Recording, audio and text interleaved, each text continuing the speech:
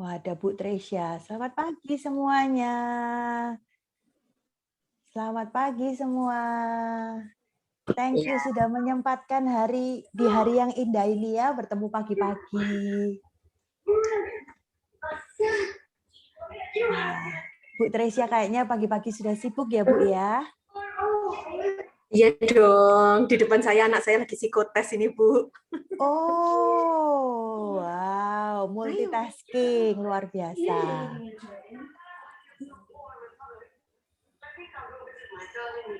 Hai Ayo, Mi. semuanya. Kalau boleh, saya minta izin semuanya nyalain kamera dulu ya. Kita mau kenalan dulu sama semuanya. Biar nanti waktu Miss Meganya ngajak ngobrol, bisa lebih intimate karena udah kelihatan. Wah, Bu Belinda ini kelihatannya di mobil ini. Wanita sibuk ini mau kemana, Bu? Mau meeting ya, Bu?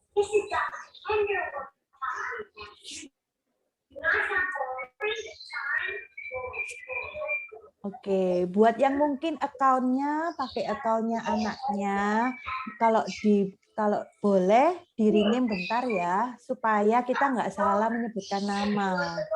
Atau yang mungkin pakai nickname, masih pakai nickname bisa di rename bentar, biar lebih akrab namanya udah pas.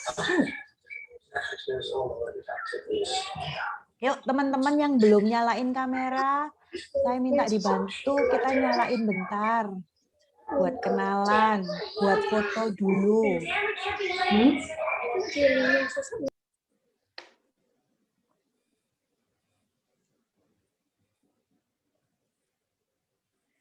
Kita nunggu teman-teman yang lain bentar aja ya. Oke, ada Jessica. Hai Jess.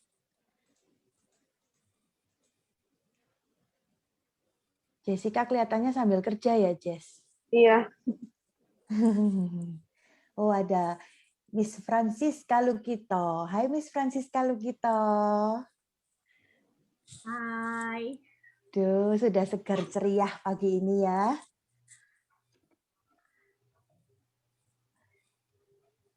Saya selalu happy loh ketemu banyak teman, terus kelihatan face to face yang mungkin sebelumnya belum pernah kenal, apalagi kayak menambah teman baru. Oke, di sini ada Evanda, ada Widya, ada Ulya, ada Elizabeth, ada Rani, ada Olive. Thank you sudah menyempatkan waktunya buat kita belajar hal yang baru ya pagi ini. Oke, kayaknya saya langsung mulai aja. Mungkin nanti kalau ada beberapa teman yang nyusul, baru nanti kita kenalan lebih lanjut lagi deh, kalau gitu. Oke, sebagai pembukaan, hai, good morning. Nama saya Yuli.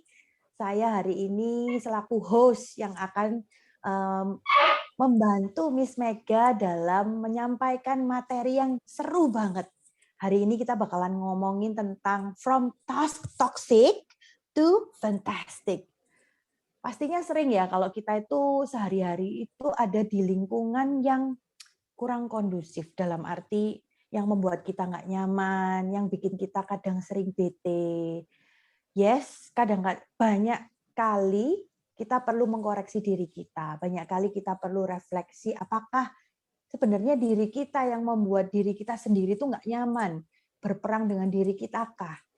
Tapi juga ada banyak kasus yang ternyata lingkungan kita yang memang tidak kondusif, tidak sehat.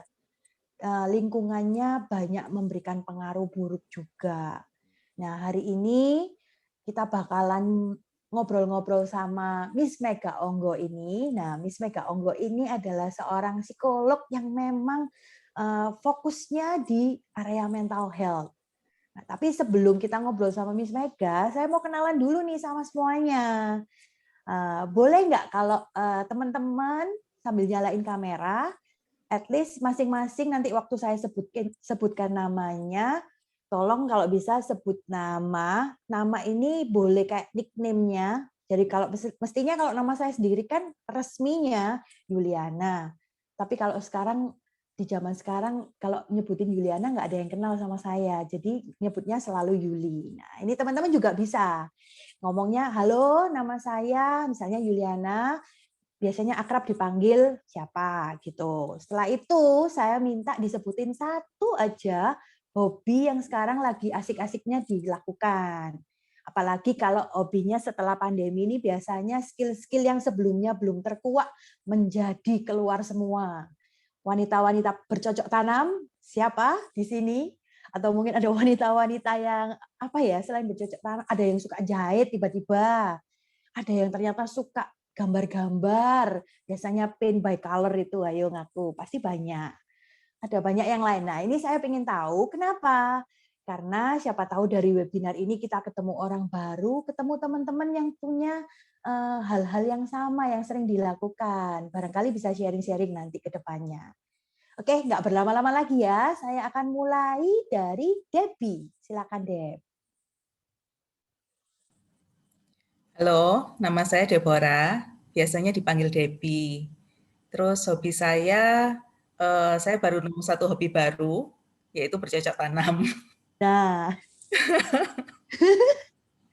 Iya, salah satu yang tadi disebutkan sama Yuli itu yang tiba-tiba muncul.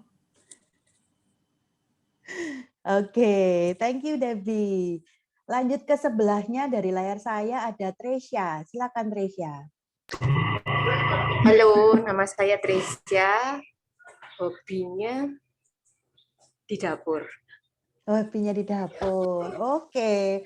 Mungkin apakah ini bersih-bersih dapur atau cuci-cuci atau Ngotori apa ini? dapur, Oh, ngotori dapur tapi mengenyangkan perut tapi orang-orang mengenyangkan yang lain ya. anak-anak dan menambah pundi di dompet saya.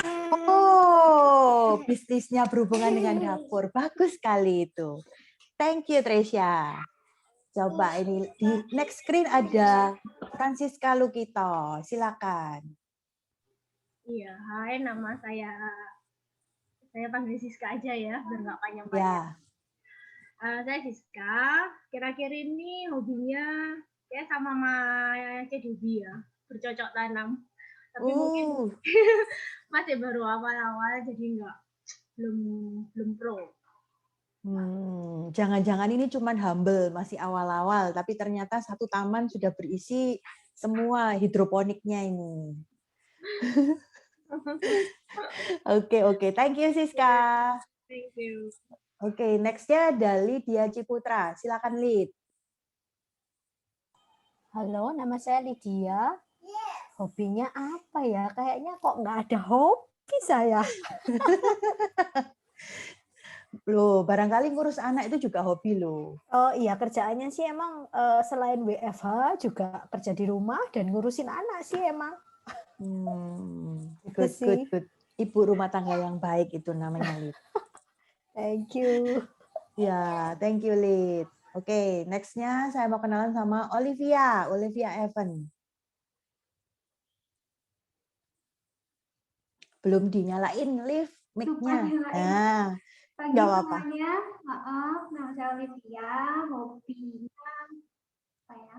Kayaknya belakangan sih lebih banyak cari-cari buku lagi sih, udah lama nggak baca-baca, terus lebih tertarik baca-baca lagi. Nice sih. Hobi baca itu bikin ya, di masa pandemi kita jadi belajar banyak hal baru ya, Liv ya. Iya. Good. Oke, thank you, Olive. Selanjutnya ada Nora nih. Ayo Nor, kenalin diri Nor. Halo, sebentar. Oke, ya. Halo, namaku Nora. Hobi baru selama pandemi ini ya sama seperti Debbie bercocok tanam. Loh kan, banyak kan? Oke, thank you Nor. Oke, yang selanjutnya ada Jessica. Yuk Jess, silakan Jess.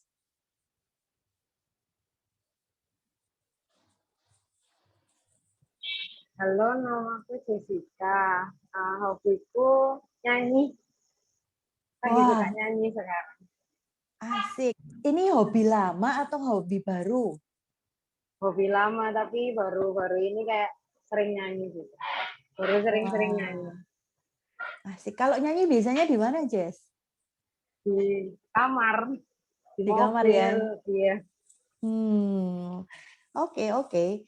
Thank you, Jess. Yeah. Okay. Next-nya ada Elizabeth nih. Halo, namaku dipanggilnya Elis. Hobinya sekarang pelihara hamster aja sih. Wah, sama Bet sama aku. Hamster itu udah kayak remedy buat aku kalau lagi stres gitu ngeliatin mereka, kasih makan gitu aku Iya. happy. Oke, good. Thank you. Oke, selanjutnya ini ada Steffi Asali. Steph, silakan Steph. Kalau boleh kameranya dinyalain, Steph. Loh, Steph, mic-nya belum nyala, Steph. Oh iya lupa. Sorry tadi sambil nyambi di dapur. Nama panggilannya tapi hobi bingung. Ya sekarang cuma sibuk kerja doang, nggak mau ngapain. Nonton Korea. Pasti ada hobinya. Oke, Steph ini Iya. tinggal di US kan ya? Iya. Sekarang jam berapa Steph di US? 7:30 malam. 8 ya. Di kota apa, Steffi? Iya. Di San Jose. San Jose. Ini aku sebentar mau menyapa ini Cenora yang di Blitar bukan sih? Ya nanti aku bisa di-chat aja nggak sih di sini? Oh bisa. Oke. Thank you. Oke, ternyata sudah terhubung ya. Tapi belum pernah saling ngobrol. Oke. Oke, thank you, Steph. Aku berlanjut ke Lita Febrina. Halo semuanya. Maaf, ini jaringan di sini agak susah, jadi nggak aku hidupin kameranya. Oke, Lit, nggak apa-apa. Oke, nama panggilan saya itu Lita. Hobi akhir-akhir ini saya itu membaca buku. Sekian. Nah, sama-sama Olive itu. Mungkin bisa bertukar info buku apa yang menarik sekarang. Sukanya buku tentang apa, Lid? Semua sih baca. Oh, tadi Lid kok tulis ya? Iya. Aku sukanya sih akhir-akhir ini baca novel gitu. Baru-baru ini sih sebenarnya. Oke, kalau Olivia sukanya baca buku apa, Liv?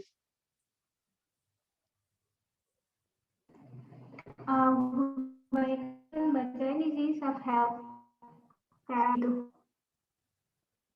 Sorry, jaringannya kok nggak dengar. Masuk, tapi agak putus-putus. Apa, Liv? Buku kayak buku motivasi gitu. Oke. Oke, selanjutnya, bentar saya lihat dulu. Ada Jessica ya, Jessica Tanutama. Yuk Jess, perkenalkan diri Jess. Aku tadi sudah. Oh sudah ya Jess ya, sorry. Iya. Karena urutannya jadi berubah. Oke, di sini ada Widya. Widya boleh kenalin diri Wid?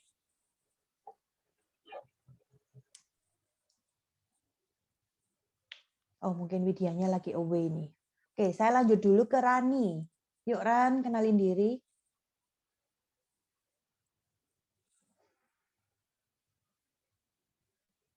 Rani, Widya. Oke, tak skip dulu ya. Aisyah, saya mau kenalan sama Aisyah. Aisyah Putri.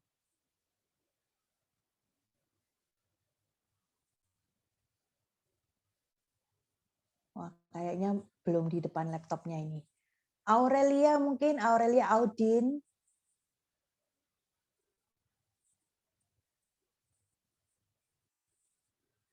Paula Vicky.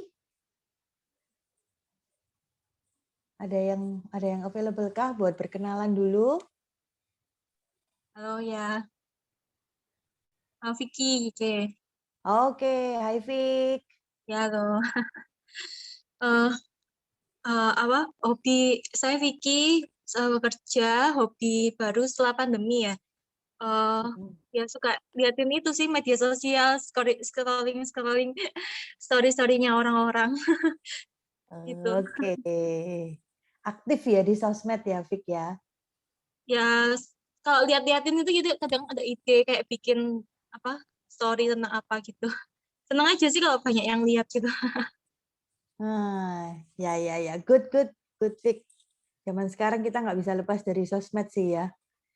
Oke, ini Rani kayaknya baru kembali dari ke belakang. Yuk Ran, boleh kenalin diri.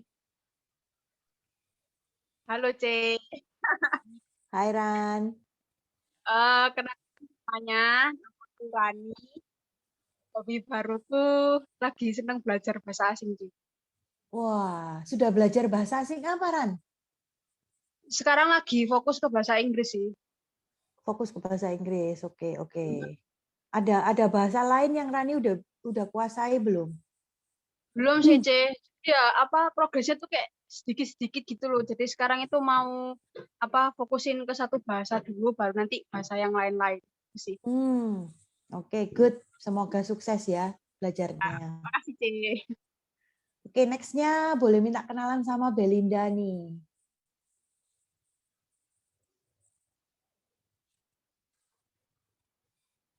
Bel, boleh kenalan kah Bel?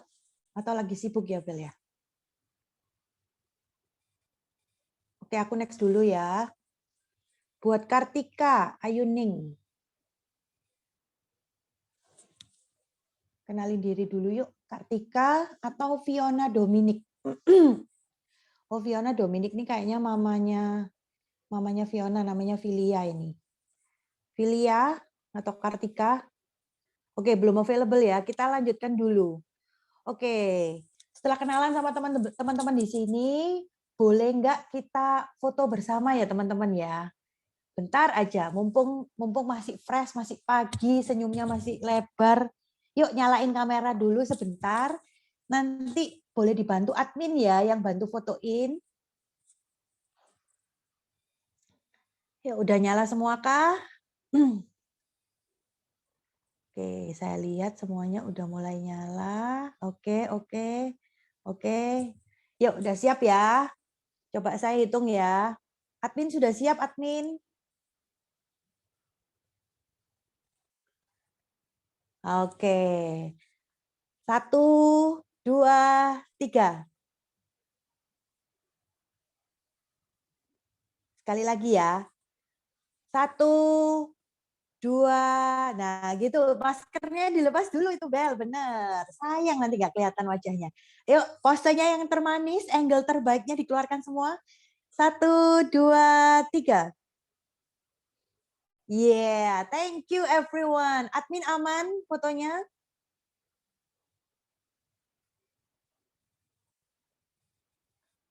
Oke. Ya wis, kita lanjut ya. Oke. Sekarang kita mau kenalan lebih lanjut dengan Miss Mega setelah kenalan sama semua peserta. Nah, Miss Mega, saya pengen tahu nih Miss. Oke, perkenalkan diri singkat dulu Miss. Miss Mega ini siapa? Kenapa kok bisa tiba-tiba tertarik menjadi psikolog di bidang mental health? Oke, Miss, thank you, Miss Julie. Jadi, halo semuanya, nama saya Mega Indrawati Onggo. Jadi biasanya tuh kalau pakainya Mega Onggo aja. Terus saya sendiri kan psikolog. Terus ketika masuk nggak ya, Miss ya? Masuk. Suaranya. Masuk. Oke.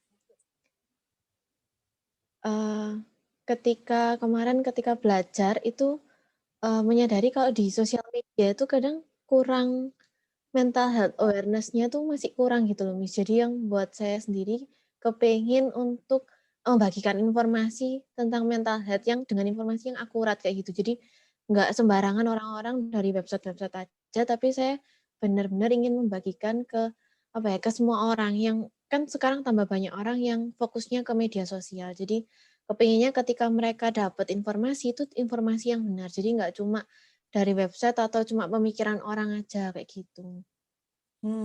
Ada dasar dari ilmu psikologinya gitu ya, Miss ya. Iya. Oke. Loh, sebenarnya kalau dari waktu sekolah psikologi itu ada kan yang saya tahu itu ada kayak penjurusannya gitu juga kan, Miss? Bener nggak? Oh, Maksudnya iya. penjurusan belajarnya masing-masing.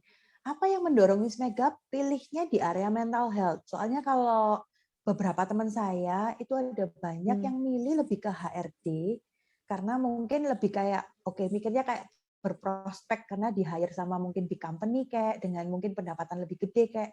Nah, ini yang mendorong Miss Mega untuk di mental health sendiri tuh kayak gimana, Miss? Kalau dari mental health-nya mungkin karena kasusnya tuh kebanyakan kan individu ya, Miss, ya. Jadi rasanya tuh kayak lebih unik. Jadi melihat manusia seutuhnya itu kenapa sih dia kok sampai bisa menjadi kayak tiba-tiba ada masalah atau punya karakteristik tertentu. Jadi kepingin belajarnya itu yang lebih kayak masing-masingnya gitu lah, Personalize gitu ya. personalize-nya mereka. Iya. Oke. Good. Oke, tanpa berlama-lama lagi ya, kita udah tahu background-nya Miss Mega seperti apa. Di Instagram juga Miss Mega sudah pernah menceritakan kalau Miss Mega sendiri ini adalah korban dari toksik yang ada di sekelilingnya. Jadi mungkin yang belum sempat baca bisa cek di Instagramnya Superwoman Community. Itu akan membuat apa yang diungkapkan sama Miss Mega ini real, relevan. Karena Miss Mega nggak cuma sekedar psikolog yang belajar, yang tahu teorinya, tapi Miss Mega sendiri juga sudah mengalami secara pribadi berhubungan dengan toksik ini. Oke, Miss Mega silakan waktu dan tempat kami berikan kepada Anda. Oke, siap. Thank you, Miss.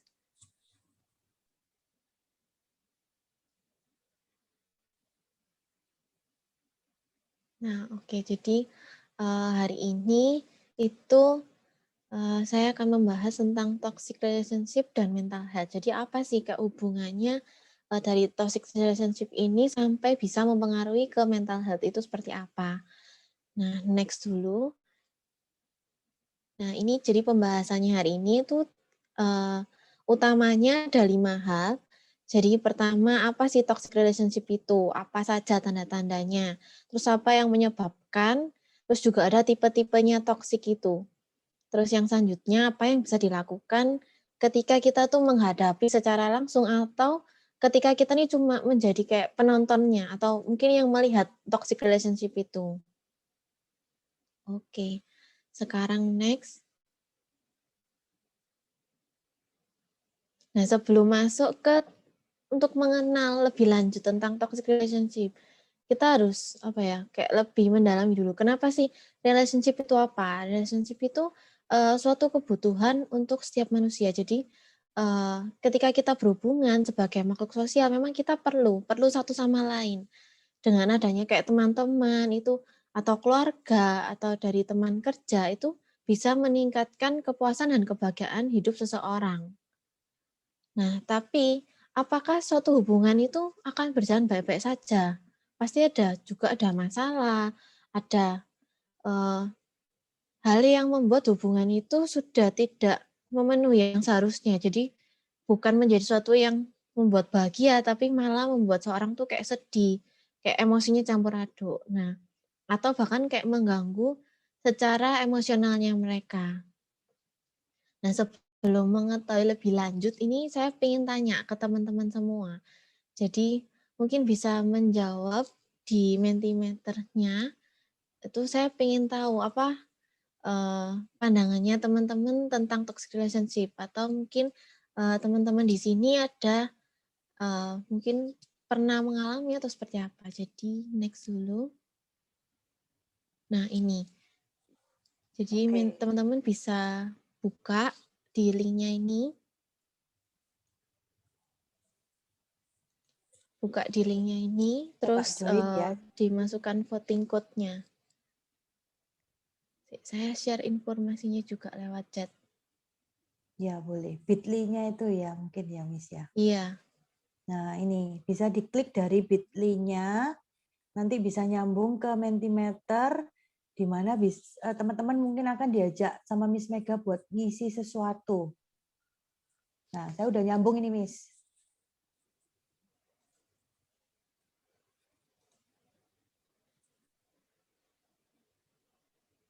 Ada berapa pertanyaan, Miss, ini, Miss? Ada 2 aja, Miss. Oh, ada 2 pertanyaan. Oke. Oh iya, ini sudah mulai masuk. Bentar ya, saya coba share screen kan juga. Jadi sambil nunggu teman-teman.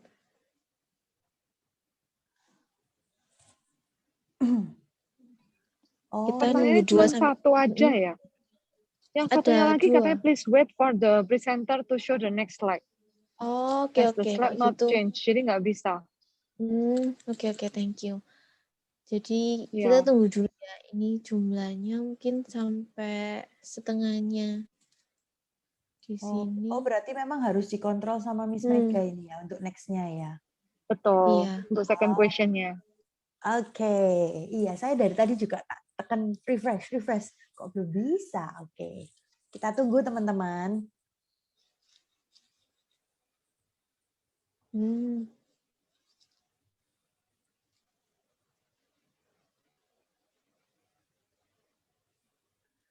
Wah, ternyata ada banyak ya, Miss. Kalau dilihat dari ini hasilnya yang sudah jawab, yang Iya, pernah, Miss.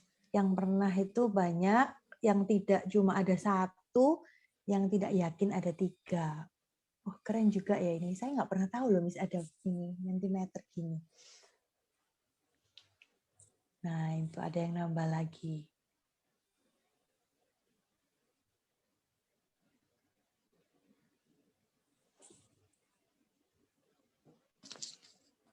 Sudah semuakah menjawabnya? Kalau sudah, mungkin kita bisa lanjut, Miss, ke pertanyaan selanjutnya.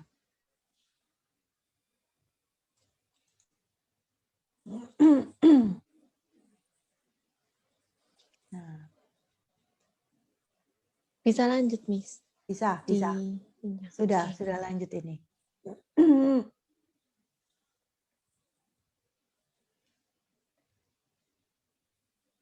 Jadi memang di sini saya mau tanya itu kepingin tahu sih. Jadi kok dari teman-teman yang ada di sini itu kira-kira pernah atau enggak? Terus juga menurutnya teman-teman itu toxic relationship itu yang seperti apa? Jadi kayak kepingin tahu secara kalau di awal ini apa ya kayak pemahamannya atau pengertiannya toxic relationship itu gimana gitu.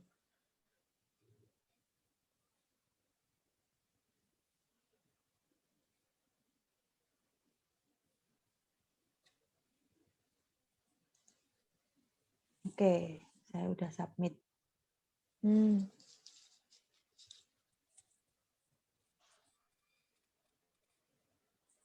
Ada banyak ya, Miss ya. Keren ya ini ya. Aduh, kok saya udik ya.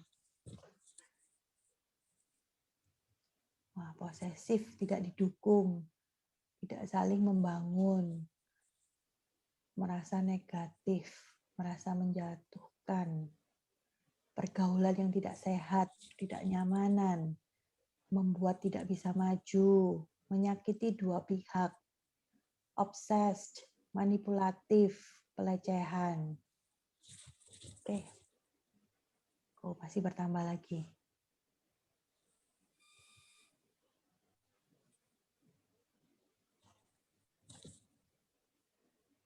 Oke, kalau dilihat dari sini, ini ya, banyak yang pemahamannya itu kurang lebih sama ya, Miss ya, kayak suatu hal yang negatif gitu ya, Miss. Betul. Benar. Tiap orang dan kerennya tiap orang juga memberikan definisi yang berbeda-beda ya, Miss, sesuai dengan pengalaman pribadinya ya, Miss ya. Iya, benar, Miss.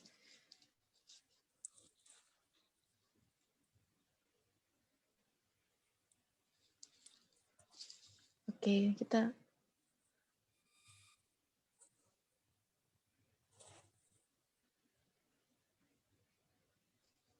manipulatif. Ini kayaknya beberapa sudah tahu kayak tanda-tandanya itu apa sih, Miss? Jadi nanti yang salah satu materi yang dibahas gitu ya, Miss ya. Oke. Oh, jadi Suka ini Miss Mega mengatur. ngajak kita itu menuliskan ini, ternyata pada saat kita baca ini sebenarnya adalah symptoms-nya orang-orang toksik yang terkena hubungan yang toksik ini ya, Miss ya. Iya. Oke. Oke. Mungkin sampai sini dulu ya, Miss ya. Kita lanjut lagi ke materinya. Yes.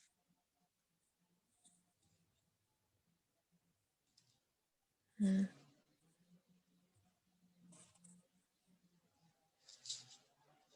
Ya, thank you semuanya tadi yang udah sharing pandangannya tentang toxic relationship, juga bilang pernah atau enggaknya tadi ya. Nah, yang selanjutnya, toxic itu apa sih? Toxic itu hubungan yang abusive atau enggak sehat. Jadi memang benar yang disebutkan sama teman-teman yang tadi itu. Abusive dalam artian memang ada kekerasannya di dalam situ. Terus ada faktor yang membuat hubungan itu enggak sehat juga. Nah, kalau kita mencari tahu hubungan yang toksik itu hubungan yang enggak seimbang. Jadi bisa membuat seseorang yang berada dalam hubungan itu menjadi frustasi, terus putus asa juga, terus juga membawa dampak negatif. Nah, dampak negatifnya ini ada berbagai macam. Gitu. Melibatkan kekerasan. Terus juga akhirnya ketika seseorang yang masuk ke toxic relationship ini menjadi kurang percaya diri. Jadi kalau misalnya mau memulai hubungan itu bisa jadi orangnya akan menghindar atau takut. Karena dia merasa pengalaman yang sebelumnya itu kayak pengalaman yang buruk. Jadi kurang berani untuk membuka dirinya. Terus juga bisa ke mental health-nya. Nah, masalahnya tuh bisa sampai ke depresi, anxiety, terus ke panic attack juga. Terus kalau melibatkan kekerasan seksual, dampak negatifnya bisa ke kehamilan yang tidak direncanakan. Kayak gitu. Terus juga bisa membuat seseorang tuh akhirnya sampai konsumsi alkohol atau obat-obatan berlebihan. Karena memang kayak yang dirasakan tuh sangat berat secara emosional atau secara fisiknya. Akhirnya mereka tuh sampai cari kayak pelarian kayak semacam kayak gitu. Gitu. Terus yang terakhir, semua orang itu bisa berada dalam toxic relationship tanpa disadari. Jadi kenapa tadi saya tanya ada yang bilang nggak yakin gitu ya, pernah. Memang kadang orang ketika di toxic relationship ini belum menyadari kalau dia itu ada di toxic relationship kayak gitu. Terus next. Nah, ini tanda-tandanya. Tadi beberapa udah disebutin nih, Miss, sama teman-teman yang lain. Oke, yang pertama itu saya bandingkan ya antara yang hubungan yang sehat sama yang nggak sehat atau hubungan yang toksik itu gimana. Jadi kalau misalnya yang sehat itu sederajat. Peran, tanggung jawab, dan keputusan tuh bersama-sama secara adil. Jadi nggak salah satunya itu bukan mengontrol atau manipulasi. Jadi kayak minta keinginannya sendiri.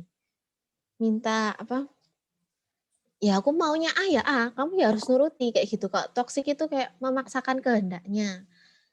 Terus juga Miss, yang mau tanya kedua, yang ini, Miss, yang tentang sederajat dan mengontrol ini, kalau misalkan konteksnya ada di pekerjaan gimana, Miss? Kalau misalnya atasannya kita itu sebenarnya kita deteksi toksik. Itu kan maksudnya kalau sebagai atasan kan biasanya dia tetap memberikan perintah nih.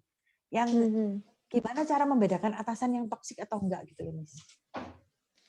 Oke. Kalau atasan memerintah, kalau yang sehat ya, memerintah itu kan dia pasti ada tujuannya. Jadi mungkin karena memang hasilnya diminta seperti itu, atau berdasarkan standarnya pekerjaan memang harus seperti itu. Itu kita bisa bilang, oh ya memang harapannya ketika bekerja harus seperti itu. Tapi ketika itu dibilang toxic, Miss, jadinya mengontrol tuh kayak benar-benar sampai ngecekin gitu loh. Sampai nanyain, bisa kayak mungkin nanyain terus-menerus atau memanipulasi. Jadi kayak buat otoriter gitu ya, Miss ya. Oke.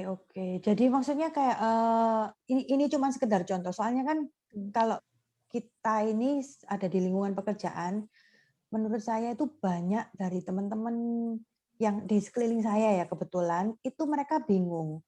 Merasakan hal yang nggak nyaman, mereka itu jadi bimbang, Miss. Apakah saya ini sebenarnya sudah kerja di area yang benar? Karena mereka mungkin ada beberapa yang baru nyoba di bidang baru, jadi ada rasa nggak nyaman kan untuk menjalani satu bidang baru.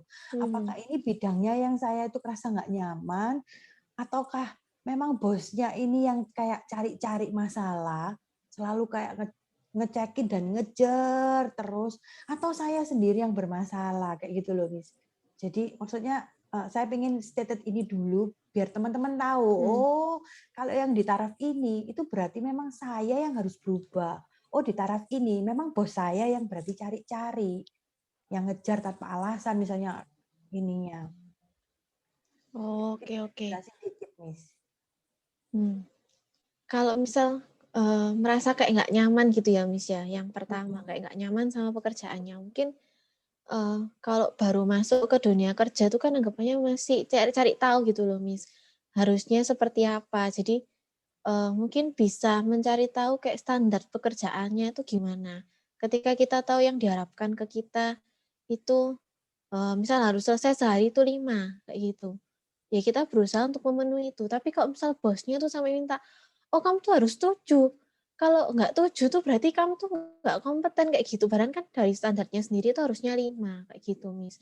Terus kadang bisa aja kayak bosnya itu kayak memanipulasi atau ngancem. Kamu kok apa ya, ngancem kayak bilang, kalau kamu misalnya nggak selesaikan ini, nanti kamu tak tulis tuh ya di reportnya kalau kamu tuh nggak bisa apa-apa. Itu kan sudah mulai toksik ya, Miss ya. Oke, paham. Oke, Miss, boleh dilanjutkan, Miss. Oke, siap, Miss. Yang kedua, tanda-tandanya itu jujur. Jadi kalau hubungan yang sehat itu bisa langsung terbuka. Jadi bisa mau menceritakan, oh aku mau cerita hari ini ada apa saja, kayak bisa apa ya, kayak luwes gitu, nggak merasa harus nanti ada yang hakimin aku, enggak. Tapi memang enak ngobrolnya dan menceritakan apapun itu. Nah, yang kedua, di toxic relationship ini itu salah satunya itu berbohong. Jadi mereka itu bisa jadi kayak menyembunyikan sesuatu atau mencuri, kayak gitu, Miss. Terus yang ketiga itu kalau di hubungan yang sehat itu keduanya tuh merasa aman. Aman jadi kan setiap orang tuh kayak punya ruangnya masing-masing, punya batasannya masing-masing. Nah, di sini aman ketika bersama mereka, terus ada batasannya tuh kayak saling menghormati juga. Jadi berkaitan dengan poin nomor 4-nya ya. Jadi menghormati juga dan itu membuat mereka tuh merasa aman. Nah, tapi kalau di toxic relationship itu ada kekerasannya. Jadi memaksa, terus ada kayak dipukul, menampar, mendorong, atau memaksa berhubungan seksual dan lainnya. Jadi memang membuat salah satunya itu kayak nggak nyaman gitu loh kalau deket sama kayak pasangannya atau mungkin teman kantornya, deg-degan kayak merasa kayak, aduh nanti dia ngomong apa lagi ya tentang aku nanti diapain lagi, aku harus ngasih apa ke dia kayak gitu. Terus yang poin keempat, saling menghormati. Terus yang satunya nggak menghormati itu kayak nggak nganggap gitu loh. Misal di lingkungan kerja, bosnya tuh kayak nggak nganggepi, kayak kamu kayak apa ya, mungkin bawahannya kayak ngasih pendapat, itu kayak nggak dianggap, kayak dibilang, kamu tuh apa sih? Oh cuma anak baru aja kok, kayak gitu. Itu kan sudah menunjukkan kayak tanda-tanda di tempat kerja itu ada toksiknya, kayak gitu. Oke, next. Nah, ini tanda-tanda selanjutnya. Kalau yang sehat itu saling mendukung dan setia. Jadi bisa saling mengandalkan satu sama lain. Kalau yang ditoksik ini akan berusaha untuk merusakkan. Jadi bisa kayak merusakkan reputasi atau kesuksesan seseorang, terus kayak berbicara dari belakang, terus mengancam, menyebarkan informasi. Mungkin kalau kita lihat-lihat dari film gitu ya, kayak berusaha kayak dikucilkan gitu loh, Miss. Jadi berusaha kayak bilang dari belakang, itu loh orang itu tuh jelek kayak gitu. Jadi kayak secara nggak langsung. Massa ya, menghimpun massa untuk membenci seseorang gitu ya. Iya, benar. Kayak gitu itu, Miss. Terus Yang selanjutnya itu kebebasan. Kalau di hubungan yang sehat itu bebas, mau melakukan apapun, mau berteman, mau ngomong apa, itu terserah. Dan mereka tuh punya hak untuk mengakhiri hubungan di situ. Nah, ketika hubungan itu menjadi toksik, akhirnya ada ketergantungan dari salah satu pihaknya. Misal merasa kayak dia tuh nggak bisa hidup sendiri, harus sama si pasangannya ini. Akhirnya dia tuh mengancam, kamu nggak boleh, pokoknya harus sama aku terus kayak gitu. Terus kalau enggak nanti ngancam kayak bunuh diri atau ngancam nanti kamu nggak tak kasih uang, finansialnya sudah tak potong semua atau hartanya tak ambil semua kayak gitu. Jadi membuat agar mungkin mungkin kayak korbannya tuh akhirnya ketergantungan dengan yang melakukan kekerasan atau yang memunculkan toksiknya itu kayak gitu. Oke. Yang selanjutnya humor. Jadi memang kalau dalam hubungan yang sehat itu hubungan yang menyenangkan bersama gitu ya teman-teman ya. Jadi kayak bisa bercanda, bisa ngobrol-ngobrol tuh enak. Tapi kalau di toxic relationship itu mengejek. Jadi memang mungkin nggak bisa dibilang kayak pelakunya gitu ya. Atau yang kan nggak seimbang. Jadi mereka yang di atas ini kayak bermaksud kayak menghina yang di bawah kayak gitu. Jadi menghina kayak pasangannya. Terus akhirnya, nah pasangan yang satunya ini akhirnya takut mengecewakan kayak gitu. Bisa memunculkan kayak perasaan akhirnya kayak takut-takutan gitu ketika berada di hubungan yang toksik. Mungkin beberapa tadi kan sudah disebutin ya sama teman-teman yang lain. Salah satunya kayak menjatuhkan, menyakiti kayak gitu, membuat kita powerless. Jadi memang kalau di dalam hubungan yang toksik itu ada beberapa tanda-tanda yang negatif yang membuat salah satunya itu teman-teman kayak harusnya kok sehat itu segini ya, seimbang kayak gitu hubungannya. Tapi ketika toksik itu timpang sebelah. Jadi salah satunya itu merasa kayak nggak dihargai, nggak bisa menjadi dirinya sendiri kayak gitu. Oke, mungkin bisa next.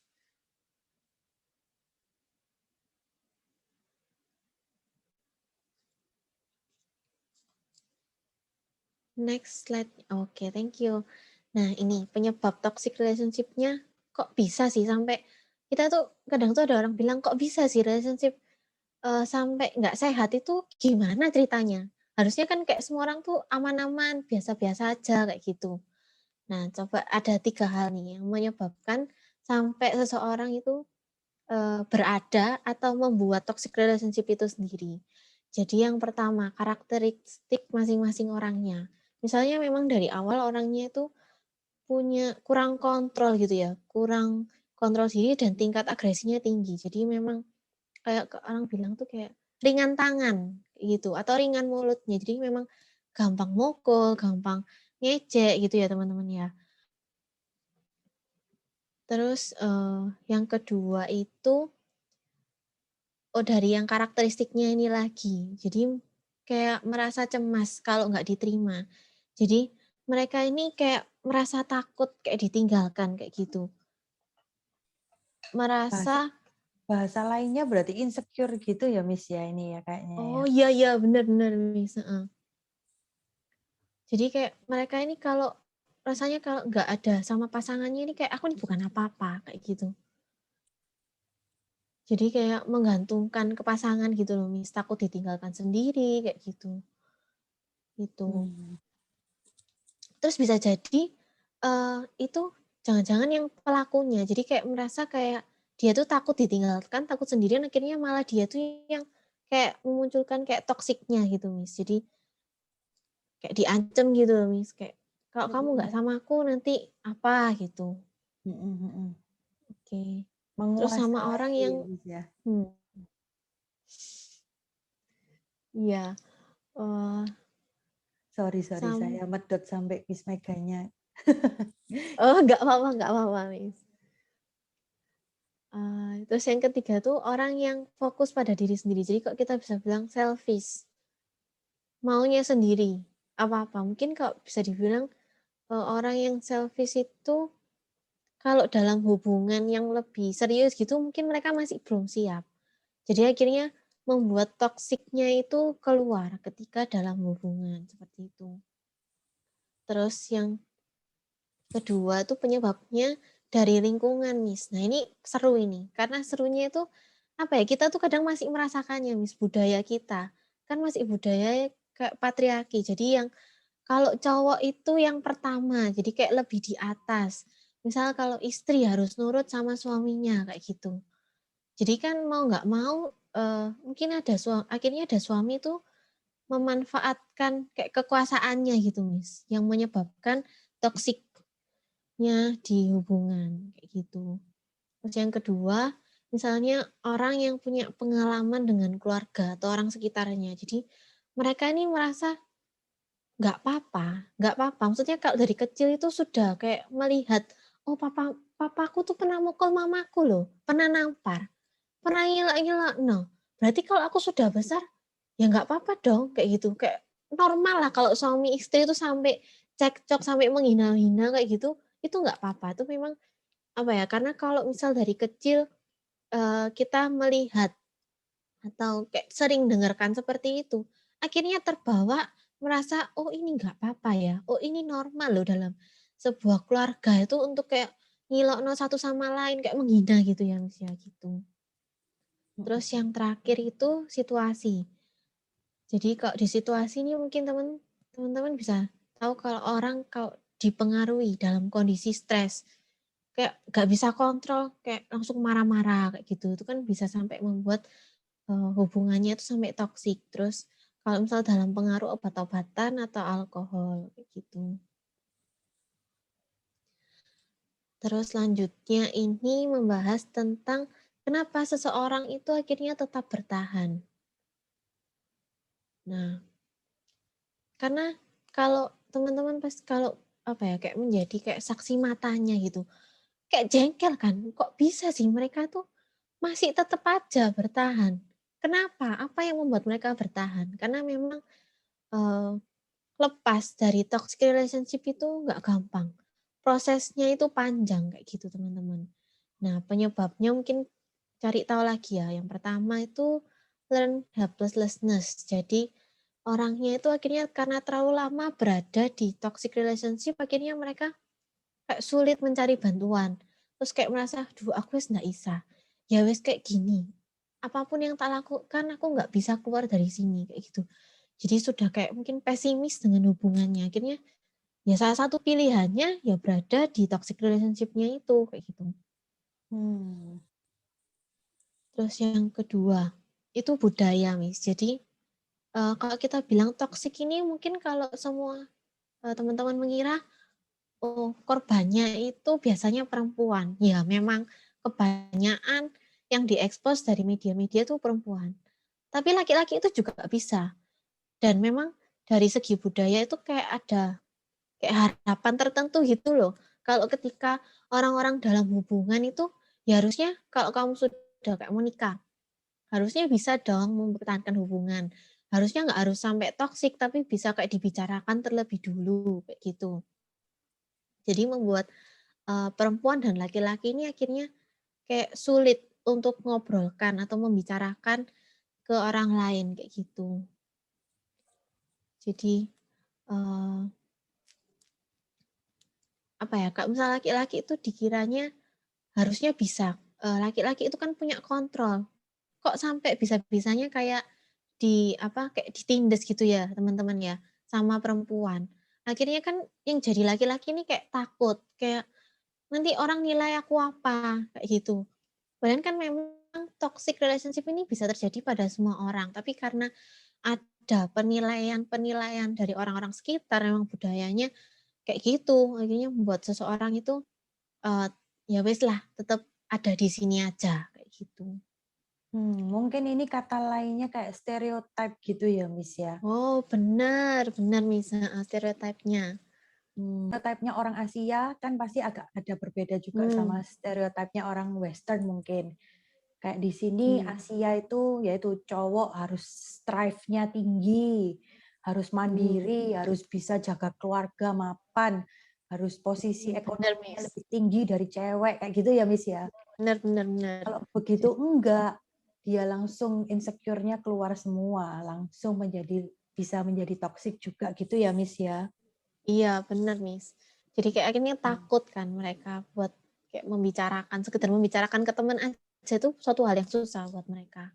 Atau bahkan mengakui kalau mereka tuh ada di toxic relationship-nya sendiri. Oke. Terus yang selanjutnya itu kenapa seseorang tetap bertahan karena mereka membandingkan untung dan ruginya.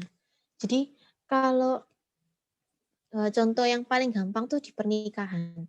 Kalau mau bilang cerai atau putus hubungan, itu kan banyak hal yang dipertimbangkan. Anaknya nanti gimana? Terus kayak tempat tinggalnya, terus keuangannya seperti apa, terus nanti keluarganya ngomong apa yang dibicarakan sama teman-teman kayak keluarganya, itu loh, kemarin cerai karena dipukuli kayak gitu. Itu kan suatu stereotip yang kita sebagai seorang manusia ya nggak mau dikatakan seperti itu, sesuatu yang dihindari. Kayak gitu, Miss.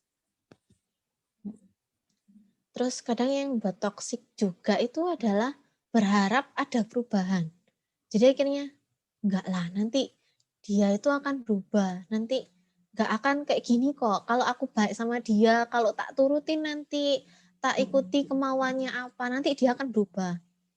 Padahal kalau misalnya dilihat dari kayak kayak pengalaman atau penelitian itu, kemungkinan kecil akan berubah. Kalau memang siklusnya akan tetap seperti itu ya. Jadi memang orang yang berada di toxic relationship ini kadang perlu bantuan dari orang-orang sekitarnya.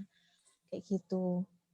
Terus, Berarti bisa dikatakan bukan artinya nggak bisa berubah, tapi kondisinya yang mungkin harus dikondisikan dulu ya, Miss ya, biar membantu dia untuk berubah gitu ya, Miss ya. Iya, benar, Miss. Kalau nggak ada perubahan dari mungkin bantuan dari sekeliling atau ada yang memang seriusin untuk bantu dia, kemungkinannya berarti akan sangat kecil untuk tiba-tiba dia itu berubah sendiri gitu ya, Miss ya. Iya, Apakah benar, gitu, Miss. Jadi benar ya? kayak nggak mungkin, iya benar-benar, Miss. Nggak mungkin kayak mengharapkan orang tuh berubah kalau yang dilakukan itu tetap gitu loh, Miss. Kalau dia minta apa keinginannya terus dipenuhi terus, apakah itu akan berubah? Kan enggak, justru yang dipenuhi itu kayak merasa kayak enak, ya kayak gini aja terus, aku minta aku dipenuhin terus. Kita aja kalau sebagai anak kecil dulu kalau nangis dipenuhi ya akan tetap nangis. Itu gampangnya kalau ketika anak kecil, apalagi ketika dalam satu hubungan lagi. Benar.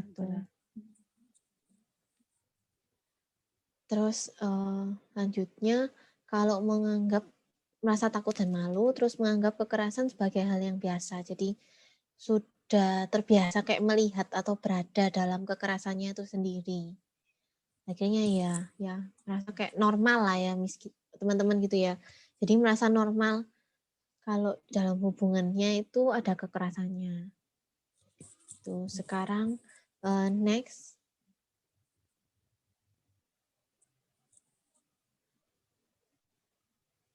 Nah, ini proses keluarnya. Jadi kalau seseorang ada yang sampai bertahan, tapi ada juga yang bisa sampai keluar, teman-teman, dari toxic relationship-nya ini.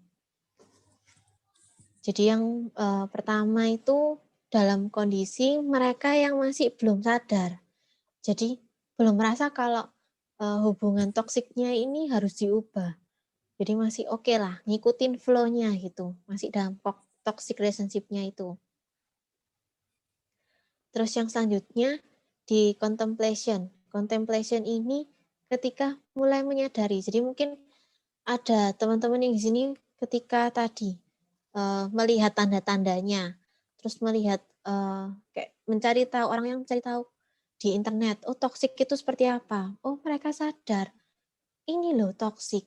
Aku selama ini tuh sampai dijelek-jelekin, sampai aku nggak bisa temenan sama temenku, kayak gitu. Terus masa ini ada yang salah, harus melakukan sesuatu. Nah terus akhirnya yang menjadi kayak korbannya itu mulai membuat rencana, preparation. Jadi dia membuat rencana gimana ya caranya untuk lepas dari toksiknya ini. Mungkin teman-teman bisa lihat ngomong dulu sama partnernya atau coba ngomong secara langsung ke orang yang membuat toksiknya itu, atau cari bantuan dari teman-teman, tanya-tanya gimana sih apa yang harus dilakukan kayak gitu. Terus akhirnya di action, jadi dilakukan. Jadi setelah menyusun rencana ABCD terus dilakukan, dicoba kayak gitu. Terus maintenance ini agar orang ini tetap berusaha mempertahankan hubungannya itu nggak sampai jatuh ke arah toksik lagi. Nah, tapi untuk sampai keluar itu nggak segampang ini yang kayak, oh ya wes lurus-lurus saja kayak gitu. Pokoknya aku persiapan, aku sadar, tak lakukan, keluar. Enggak. Sampai keluar ini kayak suatu proses yang, apa ya, kayak sulit, suatu proses yang kompleks, kayak banyak hal yang dilalui. Kadang tuh orang ketika sudah tahu mau sampai prepare itu sampai mikirnya kadang masih di kepala, apa sih yang harus dilakukan gitu. Sampai berani ngomong gitu. Dan wanita itu biasanya bisa berulang kali bertahan, akhirnya kembali lagi ke hubungannya sampai benar-benar lepas dari hubungan yang toksik itu. Gitu. Terus next, ya ini Stockholm Syndrome. Ini mungkin teman-teman yang di sini pernah dengerin ya, atau pernah nonton film-film yang tentang Stockholm Syndrome ini. Gitu. Stockholm Syndrome ini ikatan antara korban dan pelaku. Jadi kayak deket gitu loh. Kayak merasa deket dengan pelakunya. Jadi sampai merasa kayak, apa ya, kayak deket, kayak merasa sayang, empati sama orang yang melakukan kekerasan ke korbannya itu. Jadi kayak pengen melindungi, justru malah bilang, enggak kok, mereka itu loh enggak melakukan sesuatu apapun, kekerasan itu enggak ada apa-apanya. Kayak aku yang salah, aku yang melakukan ini, makanya aku yang mendapatkan kekerasan itu, kayak gitu. Jadi mau melindungi kayak gitu. Nah, Stockholm Syndrome ini sebagai kayak suatu coping, jadi kayak cara seseorang tuh menghadapi kekerasan yang diterima. Kadang tuh karena jadi kalau berdasarkan jurnal yang saya baca juga gitu ya, itu bilang karena ketika kita takut tuh kan rasanya kayak deg-degan, kayak keringet dingin, kayak takut itu rasanya secara badannya ini hampir mirip ketika kita tertarik sama seseorang gitu teman-teman. Jadi orang yang berada di Stockholm Syndrome ini menyalahartikan rasa ketakutan di badannya itu sebagai suatu hal yang baik atau ketertarikannya gitu, kedekatannya ke pelakunya. Gitu. Terus ada juga Stockholm Syndrome ini terjadi itu ketika mereka berdua, korban dan pelaku ini dekat dalam, atau mungkin kayak menghabiskan waktu bersama dalam jumlah yang banyak. Kayak gitu.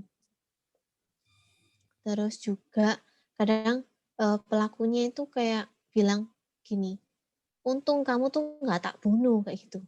Untung kamu tuh nggak tak pukuli, cuma tak simpen disembunyiin dalam satu rumah, kayak gitu. Mungkin kalau pernah lihat film Bel Canto tentang apa ya, waktu itu kayak penyanyi dan beberapa tokoh pemerintahan itu disandra gitu teman-teman, disandra sama orang-orang yang ingin memperjuangkan kayak haknya oleh presidennya itu. Jadi disandra itu ya mereka dipukuli, diikat kayak gitu.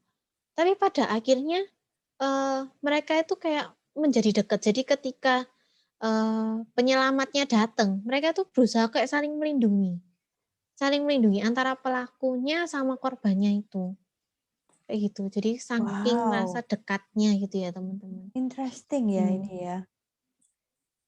Saya juga Iya. sih Miss, apa maksudnya pernah ngelihat hal-hal yang mirip dengan kayak gini. Beberapa teman ada yang pernah curhat ke saya, ngalamin hal yang sama dan dia merasa apa ya, kayak kesusahannya, penderitaannya pada saat Yasmin ini kayak wajar. Itu karena dia sayang, itu karena aku juga peduli, karena kita mau berusaha untuk sama-sama berubah, merubah, istilah kayak gitu. Wow, ternyata ini deskripsinya cukup nyata banget ya. Kalau secara psikologi itu sampai mereka kayak gini karena mereka dekat, karena mereka sering menghabiskan waktu bersama, sampai akhirnya kekerasan itu jadi kayak nggak apa-apa wis, tak terima sebagai konsekuensinya gitu ya Miss ya kayaknya ya. Iya, benar Miss. Ya ini Miss Ya Alvina benar, juga memang bilang ini bener toksik banget ini. Tuh. Lanjut Miss Mega, maaf saya potong tadi. Oke, nggak apa-apa Miss. Memang apa ya, ini Stockholm Syndrome ini suatu hal yang menarik. Karena banyak juga dibahas di film-film. Itu kalau misal teman-teman nanti cari ya, itu ada ceritanya itu yang sampai ketika korbannya itu diselamatkan kayak gitu, mereka itu sampai akhirnya bunuh diri karena kayak dipisahkan dengan pelakunya. Jadi merasa marah. Kok aku nih dipisahkan gitu loh, padahal aku tuh sudah deket banget sama dia, kayak merasa apa ya, sudah sampai bareng sama pelaku tuh sebagai kayak keluarganya kayak gitu. Gitu. Gitu sih. Ngagetin ya Miss ya. Iya. Kayak keren ada fakta ini aku belum pernah benar-benar tahu tapi oke. Lanjutkan Miss, kejutkan kami dengan fakta yang lain. Oke, lanjut next slide tentang tipe-tipe toxic relationship-nya. Nah, ini secara garis besar ya teman-teman. Jadi ada 2. Toksiknya dalam bentuk yang apa ya, kayak menyakiti secara emosional atau yang dengan kekerasan seksual dan atau fisiknya kayak gitu. Kalau yang emosional ini itu pelaku itu melakukan bertujuan untuk mengontrol, menghukum, mengisolasi, menghina. Jadi membuat kayak nggak nyaman. Jadi kayak ada pikiran-pikiran kayak rasa takut, takut apa ya, kayak cemas gitu loh kalau dideket sama si pelakunya itu atau orang yang menyebabkan toksiknya ini. Nggak tenang, kepikiran nanti kalau ketemu lagi dia ngomongin apa lagi kayak gitu. Terus yang kedua itu di kekerasan seksual atau fisik. Jadi memang mereka pelakunya itu sengaja atau tidak itu menyebabkan rasa sakit atau cedera gitu. Ya. Ada pertanyaan ini ya. Miss Mega mau jawab ini kah? Pertanyaannya dari Lydia. Boleh Miss. Apa hubungan yang posesif itu juga toksik ya?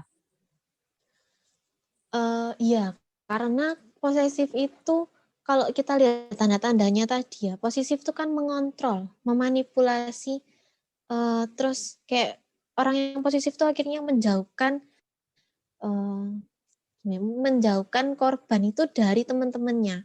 Saking posesifnya itu sampai nggak boleh pergi sama teman. Kalau bisa tuh ke gereja ditemenin, pergi ke kantor dianterin, pulang dijemput, sampai no rumah selamat kayak gitu. Jadi benar-benar sampai kepingin cuma berdua tok. Itu karena mereka saking posesifnya kayak gitu. Jadi memang suatu hal yang toksik ya. Gitu. Oke, ini kalau ngomongin tentang tipenya toxic relationship, mungkin saya mau coba tanya ke teman-teman ya, Miss ya. Apakah di sini lebih banyak dari teman-teman yang mengalami toxic relationship ini di hal emosional atau ada yang pernah sampai mengalami kekerasan seksual atau fisik mungkin ya? Mungkin bisa raise hand untuk yang teman-teman yang pernah ngalamin secara emosional dulu. Siapa yang udah pernah ngalamin nih? Oke, ini ada beberapa udah mulai angkat tangan nih. Oke.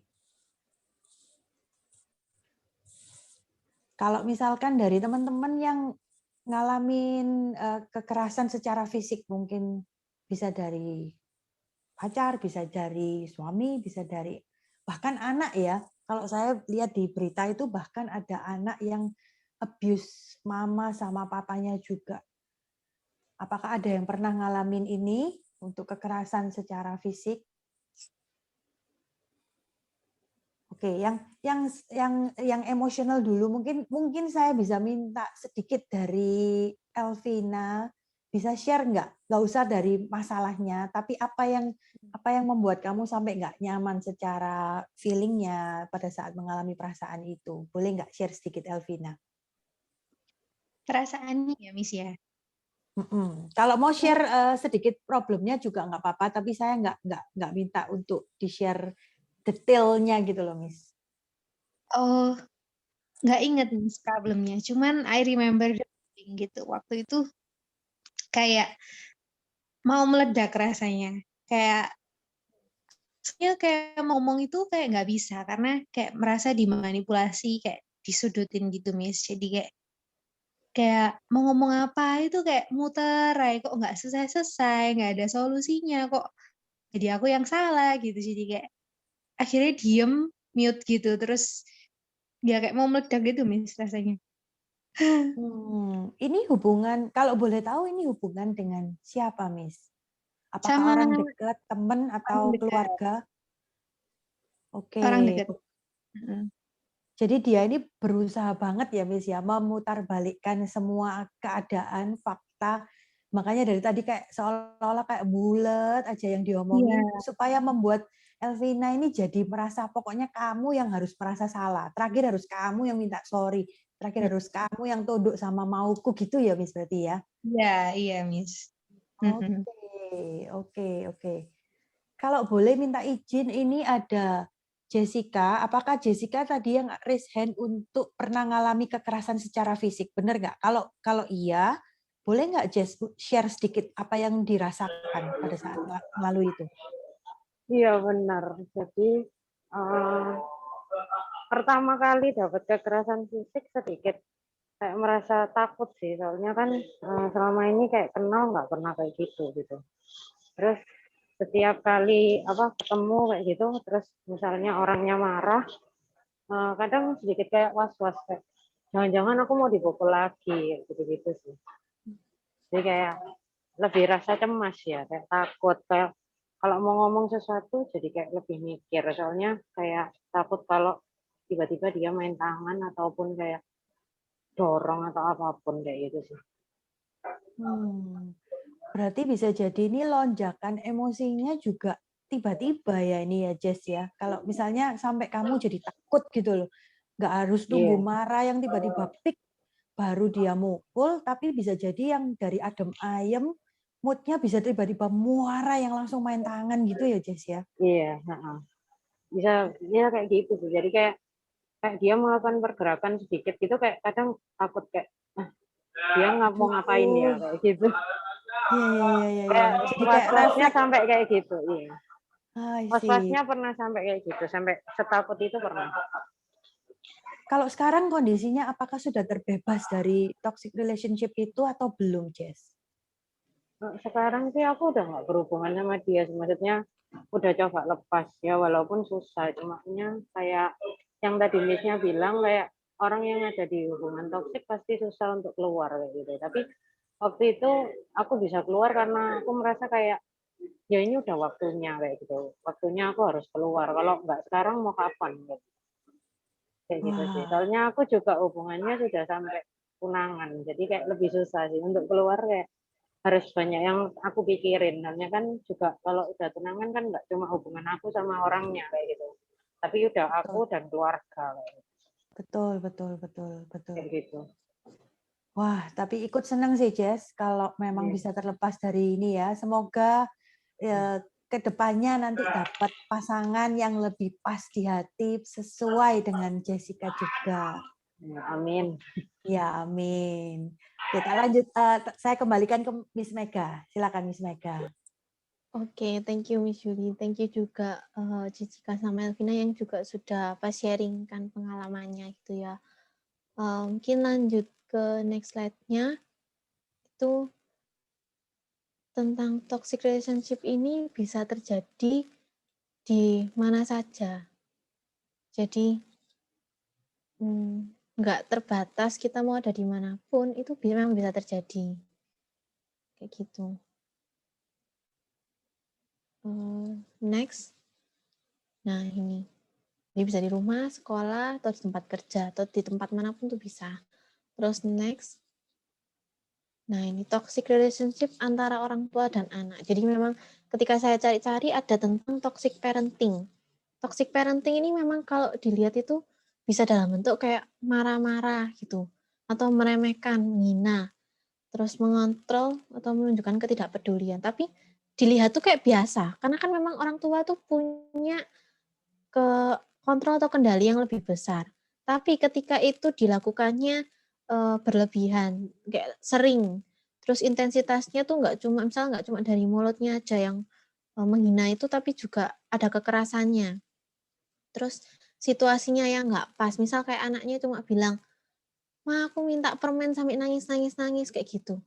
Itu kan kalau kita bisa bilang, kadang anak kecil tuh biasa ya kalau mereka minta sampai nangis-nangis, tapi kayak sama mamanya atau papanya tuh langsung dipukul, langsung ditarik kayak gitu tuh kan bisa dibilang itu salah satu bentuk toksiknya. Terus nih next. Nah, ada 3 tipe nih toxic parenting. Jadi mungkin kita sendiri sebagai anak pernah mengalami atau pernah melihat orang itu sebagai orang tua yang seperti itu. Jadi yang pertama itu contest parent, jadi ingin membuat anaknya itu sesuai dengan keinginannya. Ini kalau kita bisa bilang ada orang tua yang kepingin anaknya jadi dokter, jadi pengacara, harus jadi polisi kayak gitu. Akhirnya kan anaknya mau nggak mau kayak disuruh, diarahkan, kamu harus ambil sekolah ini, nilainya harus bagus kayak gitu. Terus cara-caranya untuk mengarahkan anaknya ke sana itu bisa menjadi suatu hal yang toksik gitu. Terus yang kedua, dismissive parent. Jadi mereka ini yang kayak sibuk dengan dirinya sendiri. Mereka yang kayak nggak urus gitulah. Walaupun mereka ini kadang juga ya memberikan. Jadi kayak dipenuhi kebutuhannya, dikasih semua, tapi nggak peduli. Jadi terserah lah anaknya ini mau apa kayak gitu.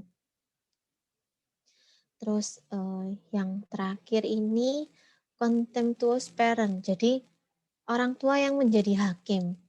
Jadi kalau misal anaknya kepingin warna, mungkin contohnya anaknya laki-laki kepingin warna sepatu warna merah, bilang, kamu cowok kok pakai sepatu warna merah?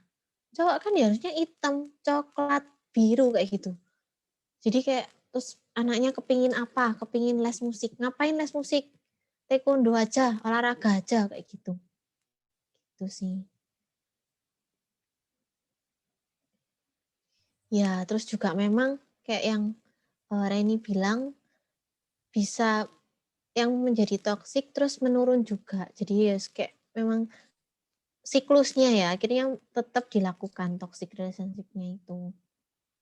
Oke, selanjutnya next. Tipe toxic relationship yang kita lihat di mana-mana. Ini bullying ini yang sekarang lagi booming, artis-artis Korea dituduh bullying. Nah, bullying sendiri itu apa?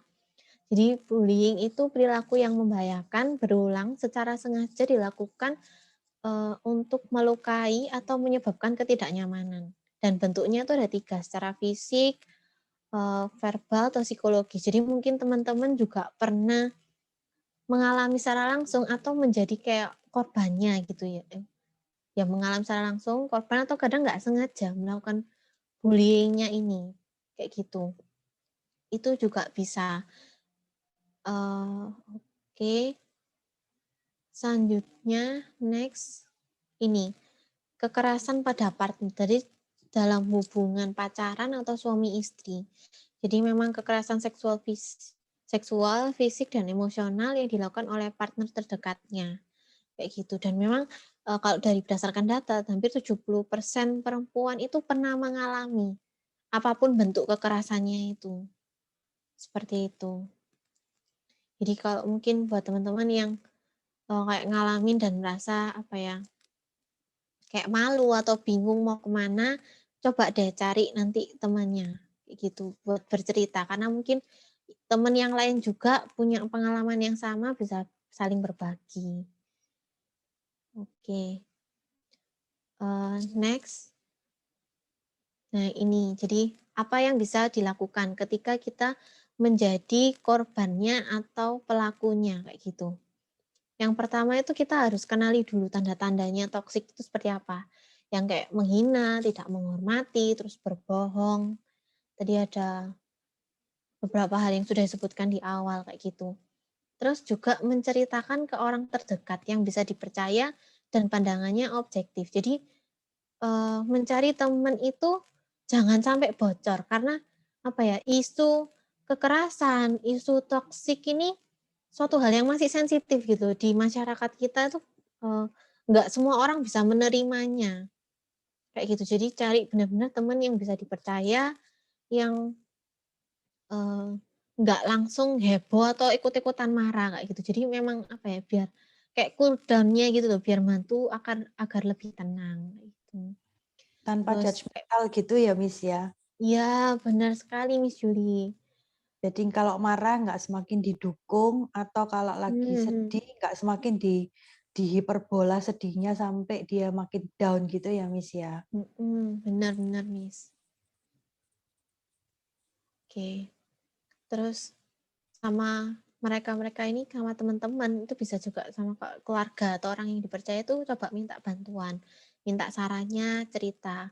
Terus juga ada mencari komunitas. Jadi memang di sekarang ini banyak komunitas yang bisa kayak membantu. Terus juga mencari bantuan profesional jika diperlukan, kayak gitu. Next. Ini kalau kita melihat ya sebagai saksi, teman atau keluarga, ini kan dalam kondisi yang sulit karena kita nggak berada langsung, jadi nggak bisa langsung kayak ikut campur seperti itu ke dalam hubungannya orang lain. Nah, yang pertama itu hampir sama, jadi kita harus mengenali toksiknya itu di yang mana. Oh, misal toksiknya itu menghina. Menghinanya itu sampai menggunakan kata-kata, misal kata-kata kasar kayak gitu.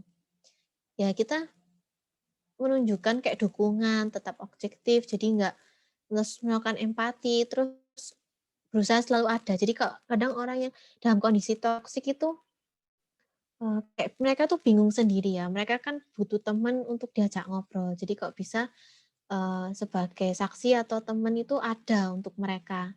Terus coba bilang secara spesifik apa yang dilihat tanda toksiknya. Kayak bilang, kamu kemarin dikatakan kasar atau dihina seperti itu, apa yang kamu rasakan? Terus itu menurutmu normalkah?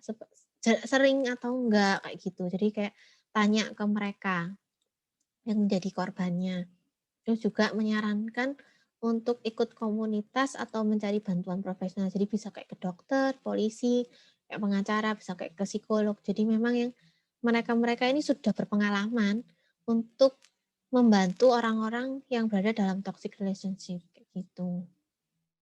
Oke, next. Nah, ini saya juga mengikutkan hotline di Indonesia ya. Jadi ketika kok misal teman-teman perlu cari komunitasnya atau mungkin kayak melaporkan seperti itu ya. Yang pertama layanan psikologi sejiwa, jadi memang disediakan oleh Himpunan Psikologi Indonesia itu. Jadi telepon 119 extension 8 nanti akan berbicara dengan psikolog seperti itu. Terus ada Komnas Perempuan juga untuk melakukan pelaporan, atau ke Sevi Amira nih di Surabaya, komunitas yang mewadahi dan menolong orang-orang perempuan, khususnya perempuan yang mengalami kekerasan kayak gitu. Wah, Next. ini keren loh, Miss. Saya tadi baru mau tanya, Miss, kira-kira Miss Mega tahu nggak ada hotline tertentu kalau misalnya teman-teman dalam kondisi darurat, misalnya lagi sedang habis dipukuli sampai udah lemes, apa mau minta tolong ke siapa gitu? Karena kadang-kadang kalau teman ataupun bahkan keluarga itu nggak bisa intervensi. Seringnya kan kadang-kadang juga kayak gitu ya, Miss ya. Kalau Iya, benar. nggak sengaja ketemu sama suami yang suka melakukan abuse di kekerasan fisik gitu. Nah, tapi kalau sudah bertemu sama hukum, istilahnya memang ada badan yang memang mewadahi ini, kuasa mereka bisa lebih tinggi, bahkan suami bisa secara hukum diminggirkan istilahnya untuk saat itu gitu ya, Miss ya. Iya, benar, Miss. Karena kalau kondisi kekerasan itu kan bisa sampai mengancam jiwa ya, Miss ya. Betul, betul. Perlu harus segera memang. Oke, hotline-nya tolong disimpan teman-teman. Barangkali ada teman kita, saya nggak berharap teman-teman sendiri ya yang mengalami, tapi barangkali ada yang membutuhkan, mungkin ini bisa di-share. Oke, thank you Miss Mega. Lanjutin Miss Mega. Oke, next. Jadi ini yang terakhir. Jadi saya ingin menutup quotes ya dari Oprah sendiri bilang, don't settle for a relationship that won't let you be yourself. Jadi kalau bisa menghindari hubungan yang membuat kita tuh apa ya, nggak nyaman sama mereka. Jadi kok cari hubungan yang kita tuh bisa apa adanya, kita punya hak yang sama masing-masing. Kalau mau memulai juga kesepakatan bersama, mengakhiri juga kesepakatan bersama. Kayak gitu. Sekian dari saya, Miss. Oke. Thank you Miss Mega. Ini benar-benar insightful banget sih. Tadi kalau saya lihat kita sudah diajak mengenali karakternya toksik itu seperti apa, timbulnya bisa dari mana saja, terus bahkan mereka biasanya menyakiti itu berupa apa aja. Ini sudah benar-benar kayak komplit. Nah, sekarang kita bakalan bentar lagi buka sesi tanya jawab nih. Teman-teman boleh DM ke di chat box, tapi untuk cerita yang mungkin sifatnya private, yang teman-teman nggak merasa nyaman untuk menunjukkan siapa yang akan menulis ini, teman-teman bisa direct message ke saya. Nanti pertanyaan soalnya saya yang akan membacakan, jadi bisa direct message ke saya. Kalau masih nyaman karena sifatnya masih bisa dibuka di depan umum, boleh langsung chat to everyone juga. Oke, silakan boleh mulai start chatting, atau kalau ada yang mau tanya langsung, mau berupa suara juga bisa ya, raise hand, nanti mic-nya boleh dibuka, langsung bertanya sama Miss Mega. Yuk, saya tunggu yuk. Kita langsung ngobrol langsung ke masalahnya aja. Jadi kalau tadi kan kita mungkin lebih ke arah teori nih. Yang sekarang coba kita kupas, barangkali ada masalah teman-teman yang perlu dijawab. Nah, ini ada Widya. Yuk, Wid. Boleh, Wid. Silakan disampaikan. Oke, thank you, Miss Mega. Ini saya mau sharing aja. Ya, nanti dibantu jawab juga. Sebenarnya saya ini tentang hubungan toksik itu juga masih agak bingung apa yang kayak gitu tuh disebut toksik. Kalau dari keterangannya tadi kan kayaknya toksik itu ya toksik banget gitu ya.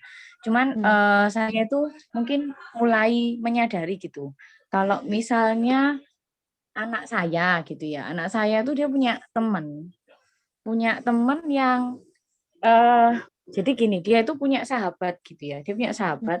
Terus setelah itu kalau anak saya ini berteman sama yang lain gitu ya, itu dia marah ya, marah. Maksudnya itu kok kamu temenan sama dia sih kayak gitu. Nah, kalau dari keterangannya Miss Mega tadi kayaknya itu juga termasuk tanda-tanda satu hubungan yang toksik ya.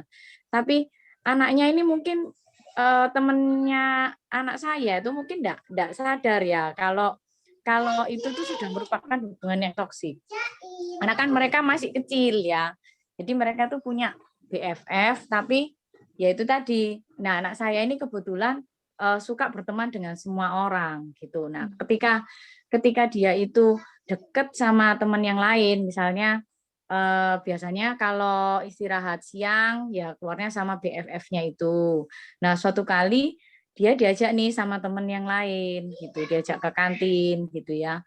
Nah, itu tiba-tiba anak saya ini didiemin, terus nggak diajak omong, terus kalau misalnya mau ngajak omong tuh enggak direken, jadi kayak dimusuhi kayak gitu loh. Nah, anak saya ini pernah cerita ke saya gitu ya, "Mas, si A kok gini ya, gini segala macam."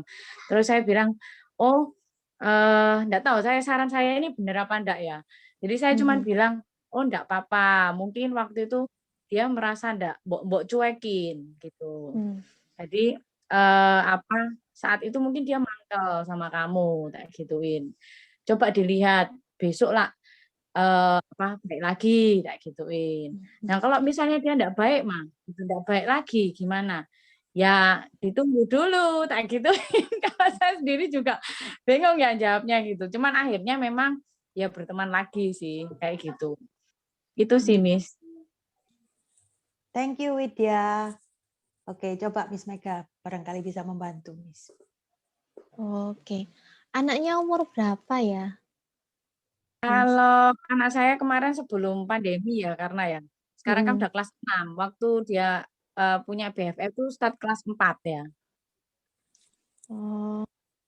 Nah, saya bingungnya itu gini, anak ini kan enggak ngerti sebenarnya hubungan toksiknya, kalau dia memang melakukan hubungan yang toksik dengan anak saya, tapi kan dasar apa yang membuat dia seperti itu gitu loh.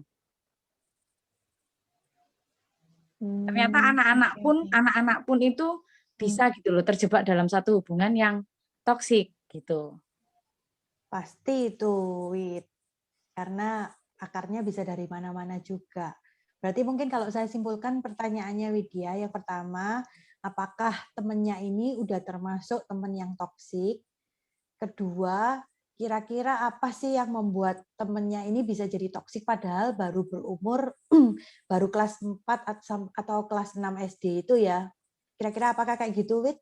Dari pertanyaannya, Ya, benar? sama satu lagi, kira-kira aku handle ke anakku tuh kayak apa? Apakah dia harus menjauhi anak ini atau tetap berteman atau bagaimana gitu? Oke, 3 pertanyaan itu. Coba Miss Mega, gimana? Oh, oke. Jadi kalau dilihat nih kan anaknya umur 4, salah. Bukan umur ya, di kelas 4 ya. Jadi memang kok dibilang masih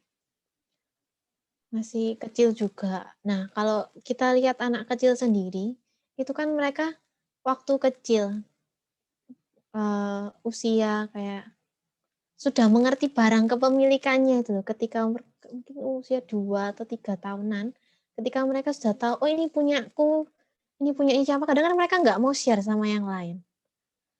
Jadi memang di waktu anak memang, "Ini punyaku ya punyaku," kayak gitu. Kalau sama misal waktu kecil sama kakaknya ambil atau adiknya ambil, dia akan marah. Nah sebenarnya ini hal sama yang terjadi. Tapi ini kan ketika di usia 4 tahun diharapkan anak itu sudah bisa kayak lebih mengontrol ya, walaupun bisa dibilang juga itu wajar kalau misalnya dia kayak marah, kayak merasa ini kan kayak punyanya dia, kayak sesuatu yang sudah deket banget, kita biasa pergi ke mana-mana tiba-tiba ditinggal kayak gitu, marah, jengkel. Nah gimana, mungkin kayak bisa dicari tahu lagi, kayak berapa kali kayak dia tuh melakukan seperti itu, terus, cari tanda-tanda toksik yang lain, kayak gitu sih. Untuk sebelum menilai, salah satu tindakannya kayak marahnya itu beneran toksik atau enggak, kayak gitu. Boleh saya bantu sedikit ya, mungkin mengerucutkan. Berarti Widya nggak boleh gegabah dalam mengambil tindakan, contohnya menjauhkan anaknya dulu dari temannya ini, sebelum kita cari tahu penyebab sebenarnya akarnya itu apa ya, apakah itu benar-benar tindakan yang toksik atau enggak. Terus pemicunya apa yang bikin dia itu nggak bolehin, misalnya anaknya Widya ini nggak boleh berteman sama si A, si B, si C. Nah, alasannya apa? Apakah mungkin memang ternyata alasannya masuk akal misalkan. Mungkin kayak gitu ya Miss Mega ya. Iya, Atau mulai dicari-cari nih memang udah pasti alasannya itu cuma karena untuk kepentingannya sendiri. Kalau kepentingannya Nah itu. sendiri berarti mungkin memang sudah definitely mengarah ke toksik gitu ya Miss ya. Iya, benar, heeh. Oke, kalau misalnya udah bener toksik nih, Miss, udah pasti nih misalnya ya, dia egois, dia maunya memiliki sendiri. Apa yang sebaiknya dilakukan sama Widya ini ya, Miss ya?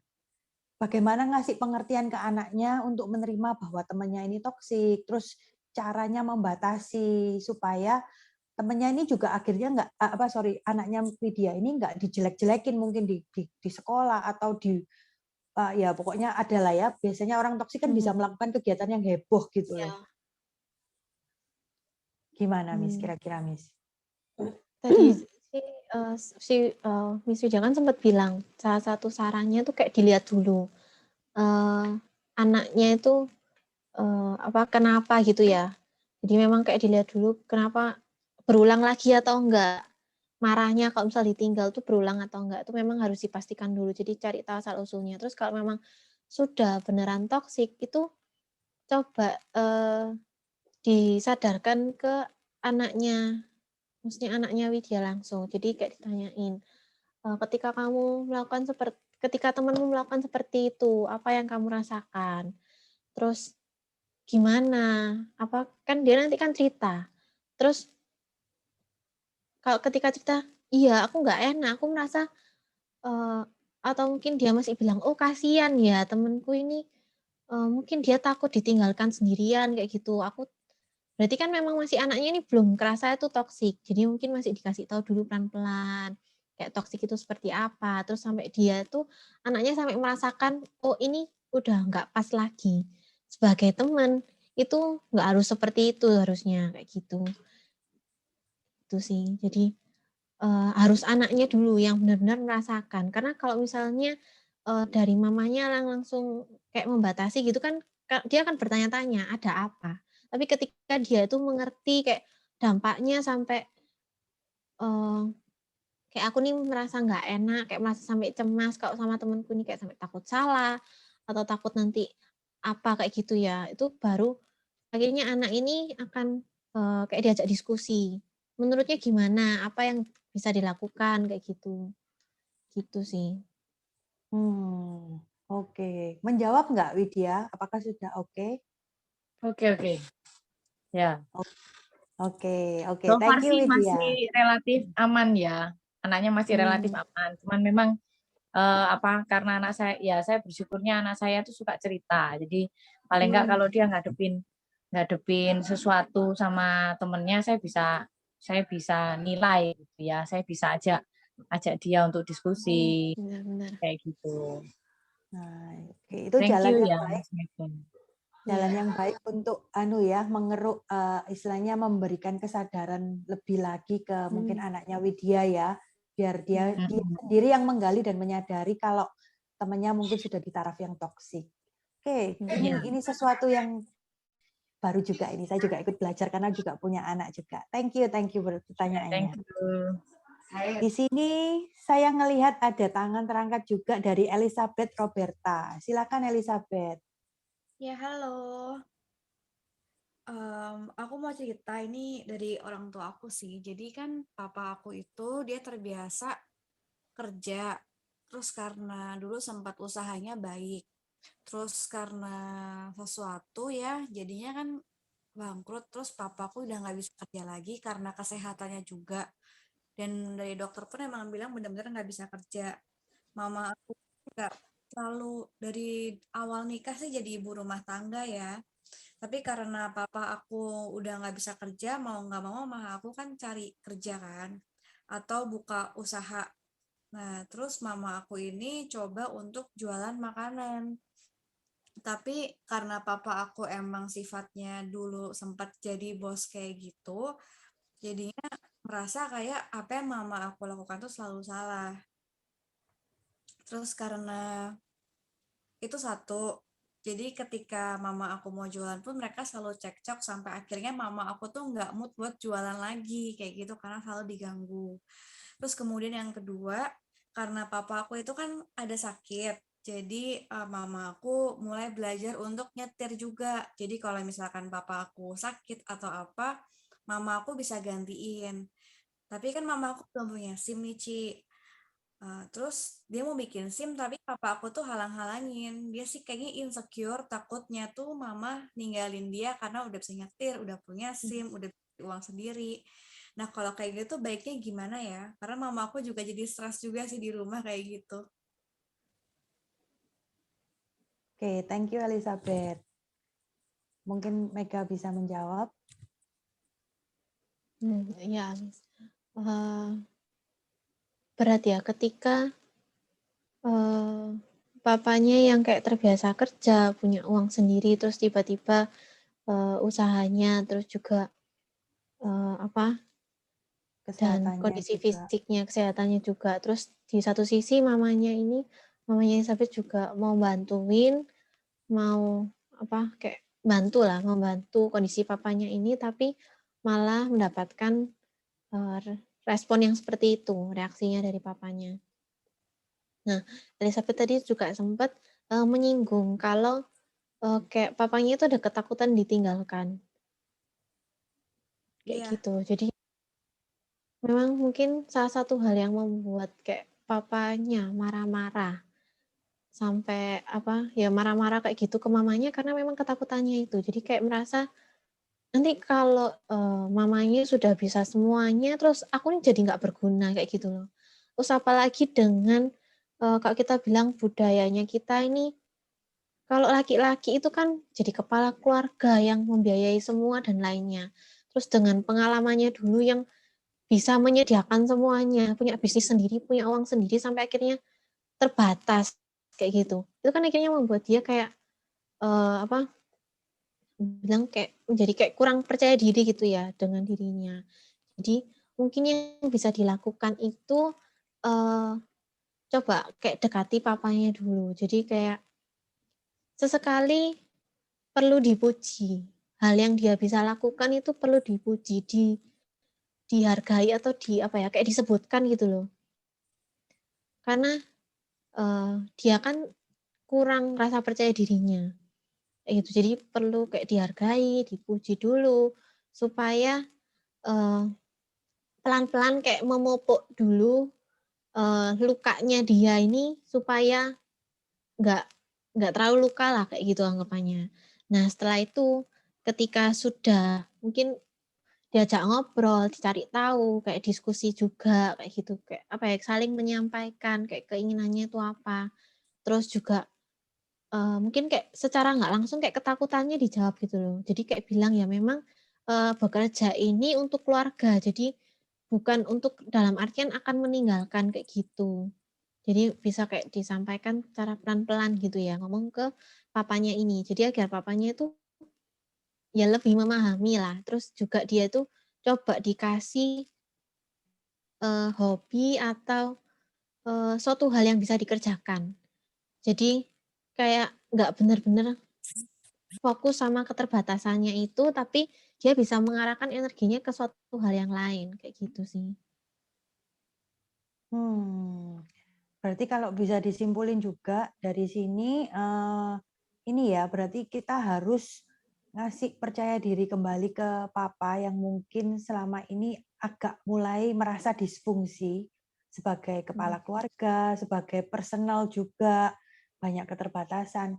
Jadi harus banyak mungkin ya itu diarahkan, bahkan kegiatannya mungkin juga disiapin untuk bisa membantu yang lain ya. Misalnya kayak contohnya membantu hal-hal kecil di rumah, terus kita bisa appreciate, nih untung ya ada papa loh, papa yang selalu bantu, misalkan nih, misal aja, yang selalu bantu nerima barangnya ini, jadi selalu lebih enak loh mah kalau ada papa kayak gini mah dibandingkan dulu, jadi papanya merasa mungkin lebih berguna, gitu-gitu ya Miss ya. Something yang small yang mungkin menambah percaya diri papa yang mungkin dulunya powerful, sekarang jadi less powerful. Oke. Ada yang mau ditanyakan lagi Elizabeth ataukah itu udah menjawab? Udah menjawab, Miss. Makasih. Wah, sip. Thank you. Oke, ini saya baca di chat ini udah mulai ada beberapa yang chatting nih. Oke, ada yang chatting gini. Bagaimana cara biar bisa melupakan orang yang toksik? Karena saya sampai sekarang jujur terkadang masih kepikiran dan bahkan kalau saya dicari kembali, tetapi terkadang justru dari saya sendiri yang ingin untuk berhubungan lagi dengan mantan saya. Saya takut saya bakal kembali sama dia, karena terkadang ada pola pikir saya bahwa lebih baik kembali kepada yang lama daripada mencari yang baru. Padahal saya tahu bahwa hubungan saya ini toksik. Oke, ini mengirimkan direct message ke saya. Mungkin Miss Mega bisa bantu jawab. Oke, jadi karena teman kita ini kayak merasa nyaman gitu ya, Miss ya. Sudah nyaman dengan yang mantannya walaupun toksik gitu ya. Gimana caranya supaya nggak kembali lagi kayak gitu ya. Nah, iya, kalau sepertinya kayak gitu. Oke, kalau misalnya dari diri sendiri itu kayak susah gitu ya. kayak kadang masih kayak kepingin hubungin atau apa ya, mungkin kita perlu juga bantuan dari teman-teman yang lain. Jadi kayak perlu ada yang mengingatkan. Mungkin dari kita kalau biasanya pakai quotes-quotes gitu ya. Jadi kayak mengingatkan lagi. Oh iya, kemarin itu dampaknya sampai segini besarnya loh. Terus dampaknya tuh sampai mungkin ada kekerasan apa seperti itu, atau sampai sakit hatinya tuh kalau diingat-ingat lagi tuh masih ada. Nah, itu sebagai pengingat. Terus juga yang kedua, pengingat lain dari teman-teman. Terus hal yang ketiga yang perlu disadari adalah bahwa kemungkinan seseorang bisa berubah itu kecil. Apalagi kalau sudah besar gitu ya. Nggak bisa kayak kita mengharapkan seseorang tuh akan berubah. Oh, kalau aku kasih semua, kalau aku turuti, ya wes kalau coba wes aku berubah kayak gini. Kalau orangnya sendiri yang menjadi kayak yang membuat toksik itu nggak sadar dia toksik, itu akan semakin sulit buat hubungannya itu berubah kayak gitu. Jadi memang perlu kayak beberapa pengingat. Itu sih. Oke, oke.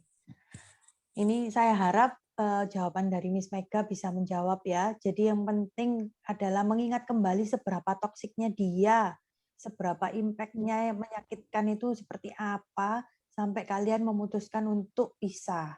Itu penting, dan lebih baik kita invest menghabiskan waktu untuk satu hubungan yang baru yang ternyata untuk mungkin kayak 50 tahun ke depan, mungkin ya, itu adalah hubungan yang jauh lebih baik daripada hubungan yang kemarin yang udah menurut ini sendiri, teman kita sendiri ini toksik. Jadi nggak apa-apa, lebih baik kita memulai hubungan yang baru tapi worth it untuk diperjuangkan daripada balik lagi ke masa lalu, mengalami rasa sakit yang itu lagi dan sebagainya ya. Jadi penting buat diingat-ingat ya teman-teman, rasanya supaya kita nggak ngambil keputusan yang salah. Oke, ini sepertinya kita bakalan baca cuma satu pertanyaan terakhir, tapi teman-teman masih tetap bisa kirimkan pertanyaan ya. Pertanyaan-pertanyaan teman-teman akan dijawab sama Miss Mega di forum di WA. Besok Miss Mega akan join dengan kita dari jam 4 sore sampai jam 9 malam. Mungkin Miss Mega nggak akan yang intens banget, tapi Miss Mega pasti akan mengusahakan menjawab semua pertanyaan yang ada di dalam grup. So, ini pertanyaan terakhir yang saya bacakan hari ini. Nanti akan saya closing setelah ini. Oke, ini. Ini ada dari Fiona Dominic. Oke, ini kayaknya Filia ini. Soalnya saya tahu anaknya namanya Fiona. Oke, sorry. Ya, betul-betul. Saya sambil kerja, maaf tanya via chat. Kalau saya toksik itu dari orang tua, lebih dari mama saya. Saya bisa lolos dari lingkungan toksik itu setelah saya menikah dan keluar dari rumah. Tapi papa saya sampai detik ini menjadi kepahitan. Bagaimana sih saya harus bersikap? Mama saya nggak bisa berubah dengan sendirinya, tapi bagaimana harus mengingatkan mama yang temperamen? Bagaimana harus bersikap dan menghibur papa saya?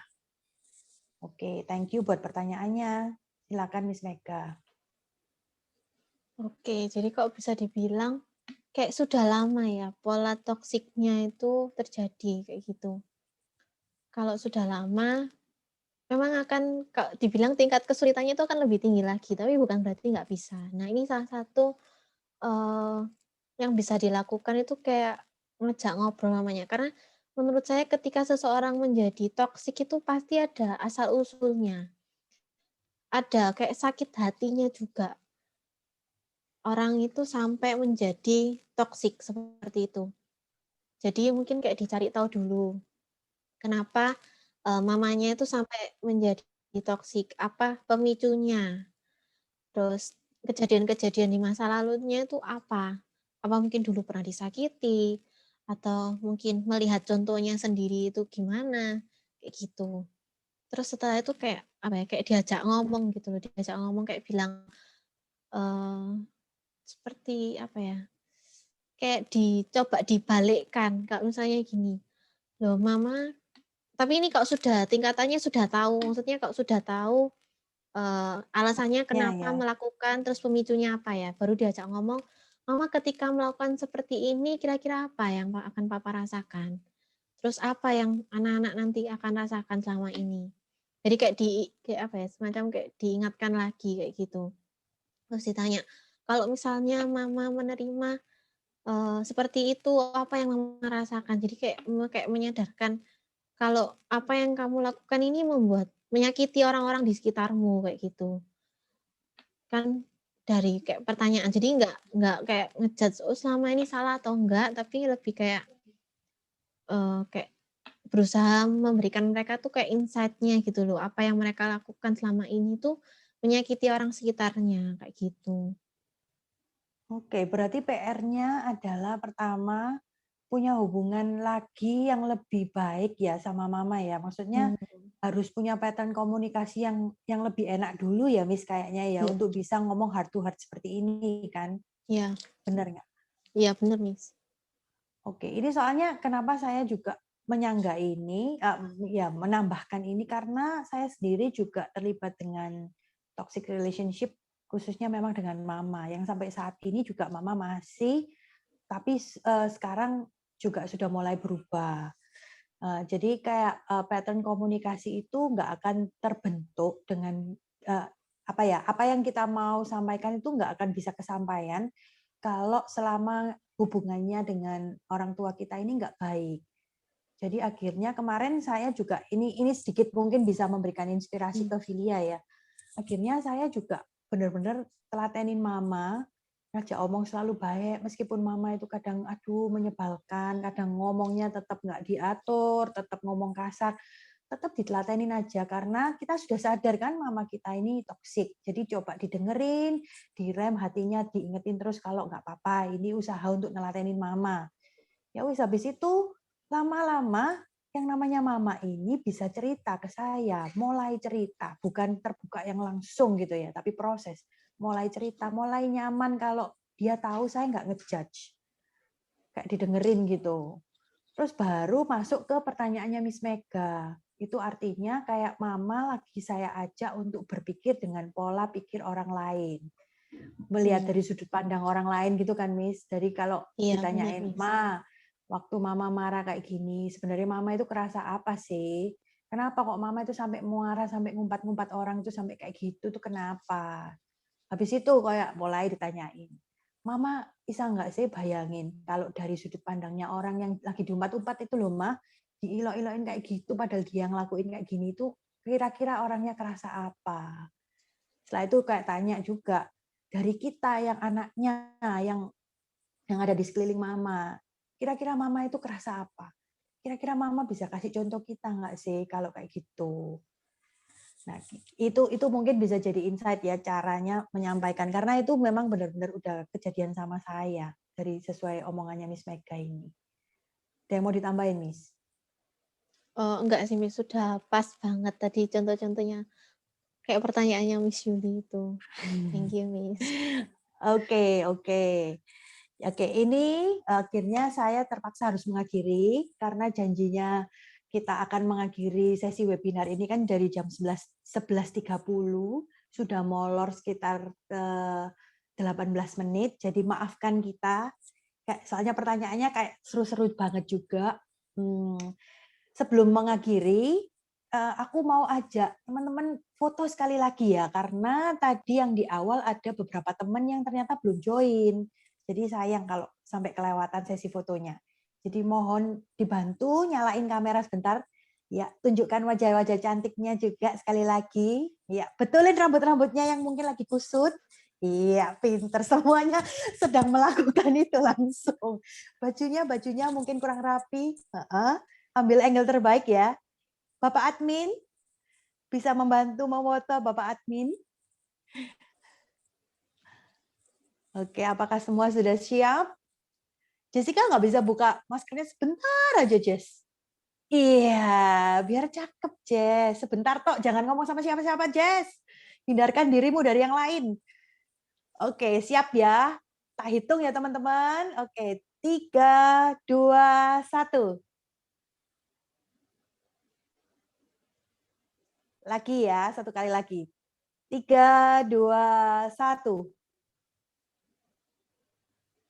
Aduh, hostnya ini centil banget ya.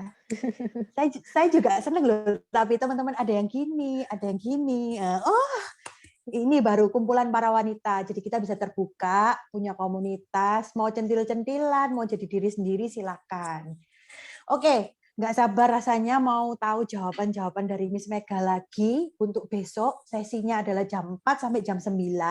Teman-teman nggak harus stay tune di grup selalu, tapi kalau ada pertanyaan disampaikan, kalau ingin memberikan pendapat juga dari ceritanya teman yang sedang sharing juga dipersilahkan. Barangkali kisah kalian akan membantu teman-teman yang lain juga. Ya, thank you yang hari ini sudah bergabung, join, mendengarkan insight dari Miss Mega. Thank you ya Miss Mega. Sekali lagi buat waktunya. Oke, saya akan mengakhiri acara hari ini. Saya berharap teman-teman bisa menjadi inspirasi juga buat orang lain khususnya. Jadi kalau hari ini kita belajar banyak, harapan saya teman-teman menjadi wanita yang lebih kuat, wanita yang berani menerima tantangan yang baru. Karena menjadi wanita itu pastinya nggak gampang ya. Pastinya harus selalu multitasking dan menjadi orang yang diharapkan suami, diharapkan pasangan kita nantinya menjadi istri yang bisa handle semua hal, baik rumah, baik anak, mendukung pekerjaan suami, apalagi kalau istrinya juga bekerja. Jadi be strong ya girls, kita akan melalui ini bersama-sama, terus belajar, jangan mau menyerah hanya di satu poin, taunya cuma itu, apa yang diomongin itu terus, hati-hati, kalian juga bisa menjadi toxic kalau sudah kayak gitu. Ya, keep learning. Oke, thank you everyone. See you later. Ya, bye-bye. Bye-bye. Thank you. Bye-bye. Thank you. Bye-bye. Bye.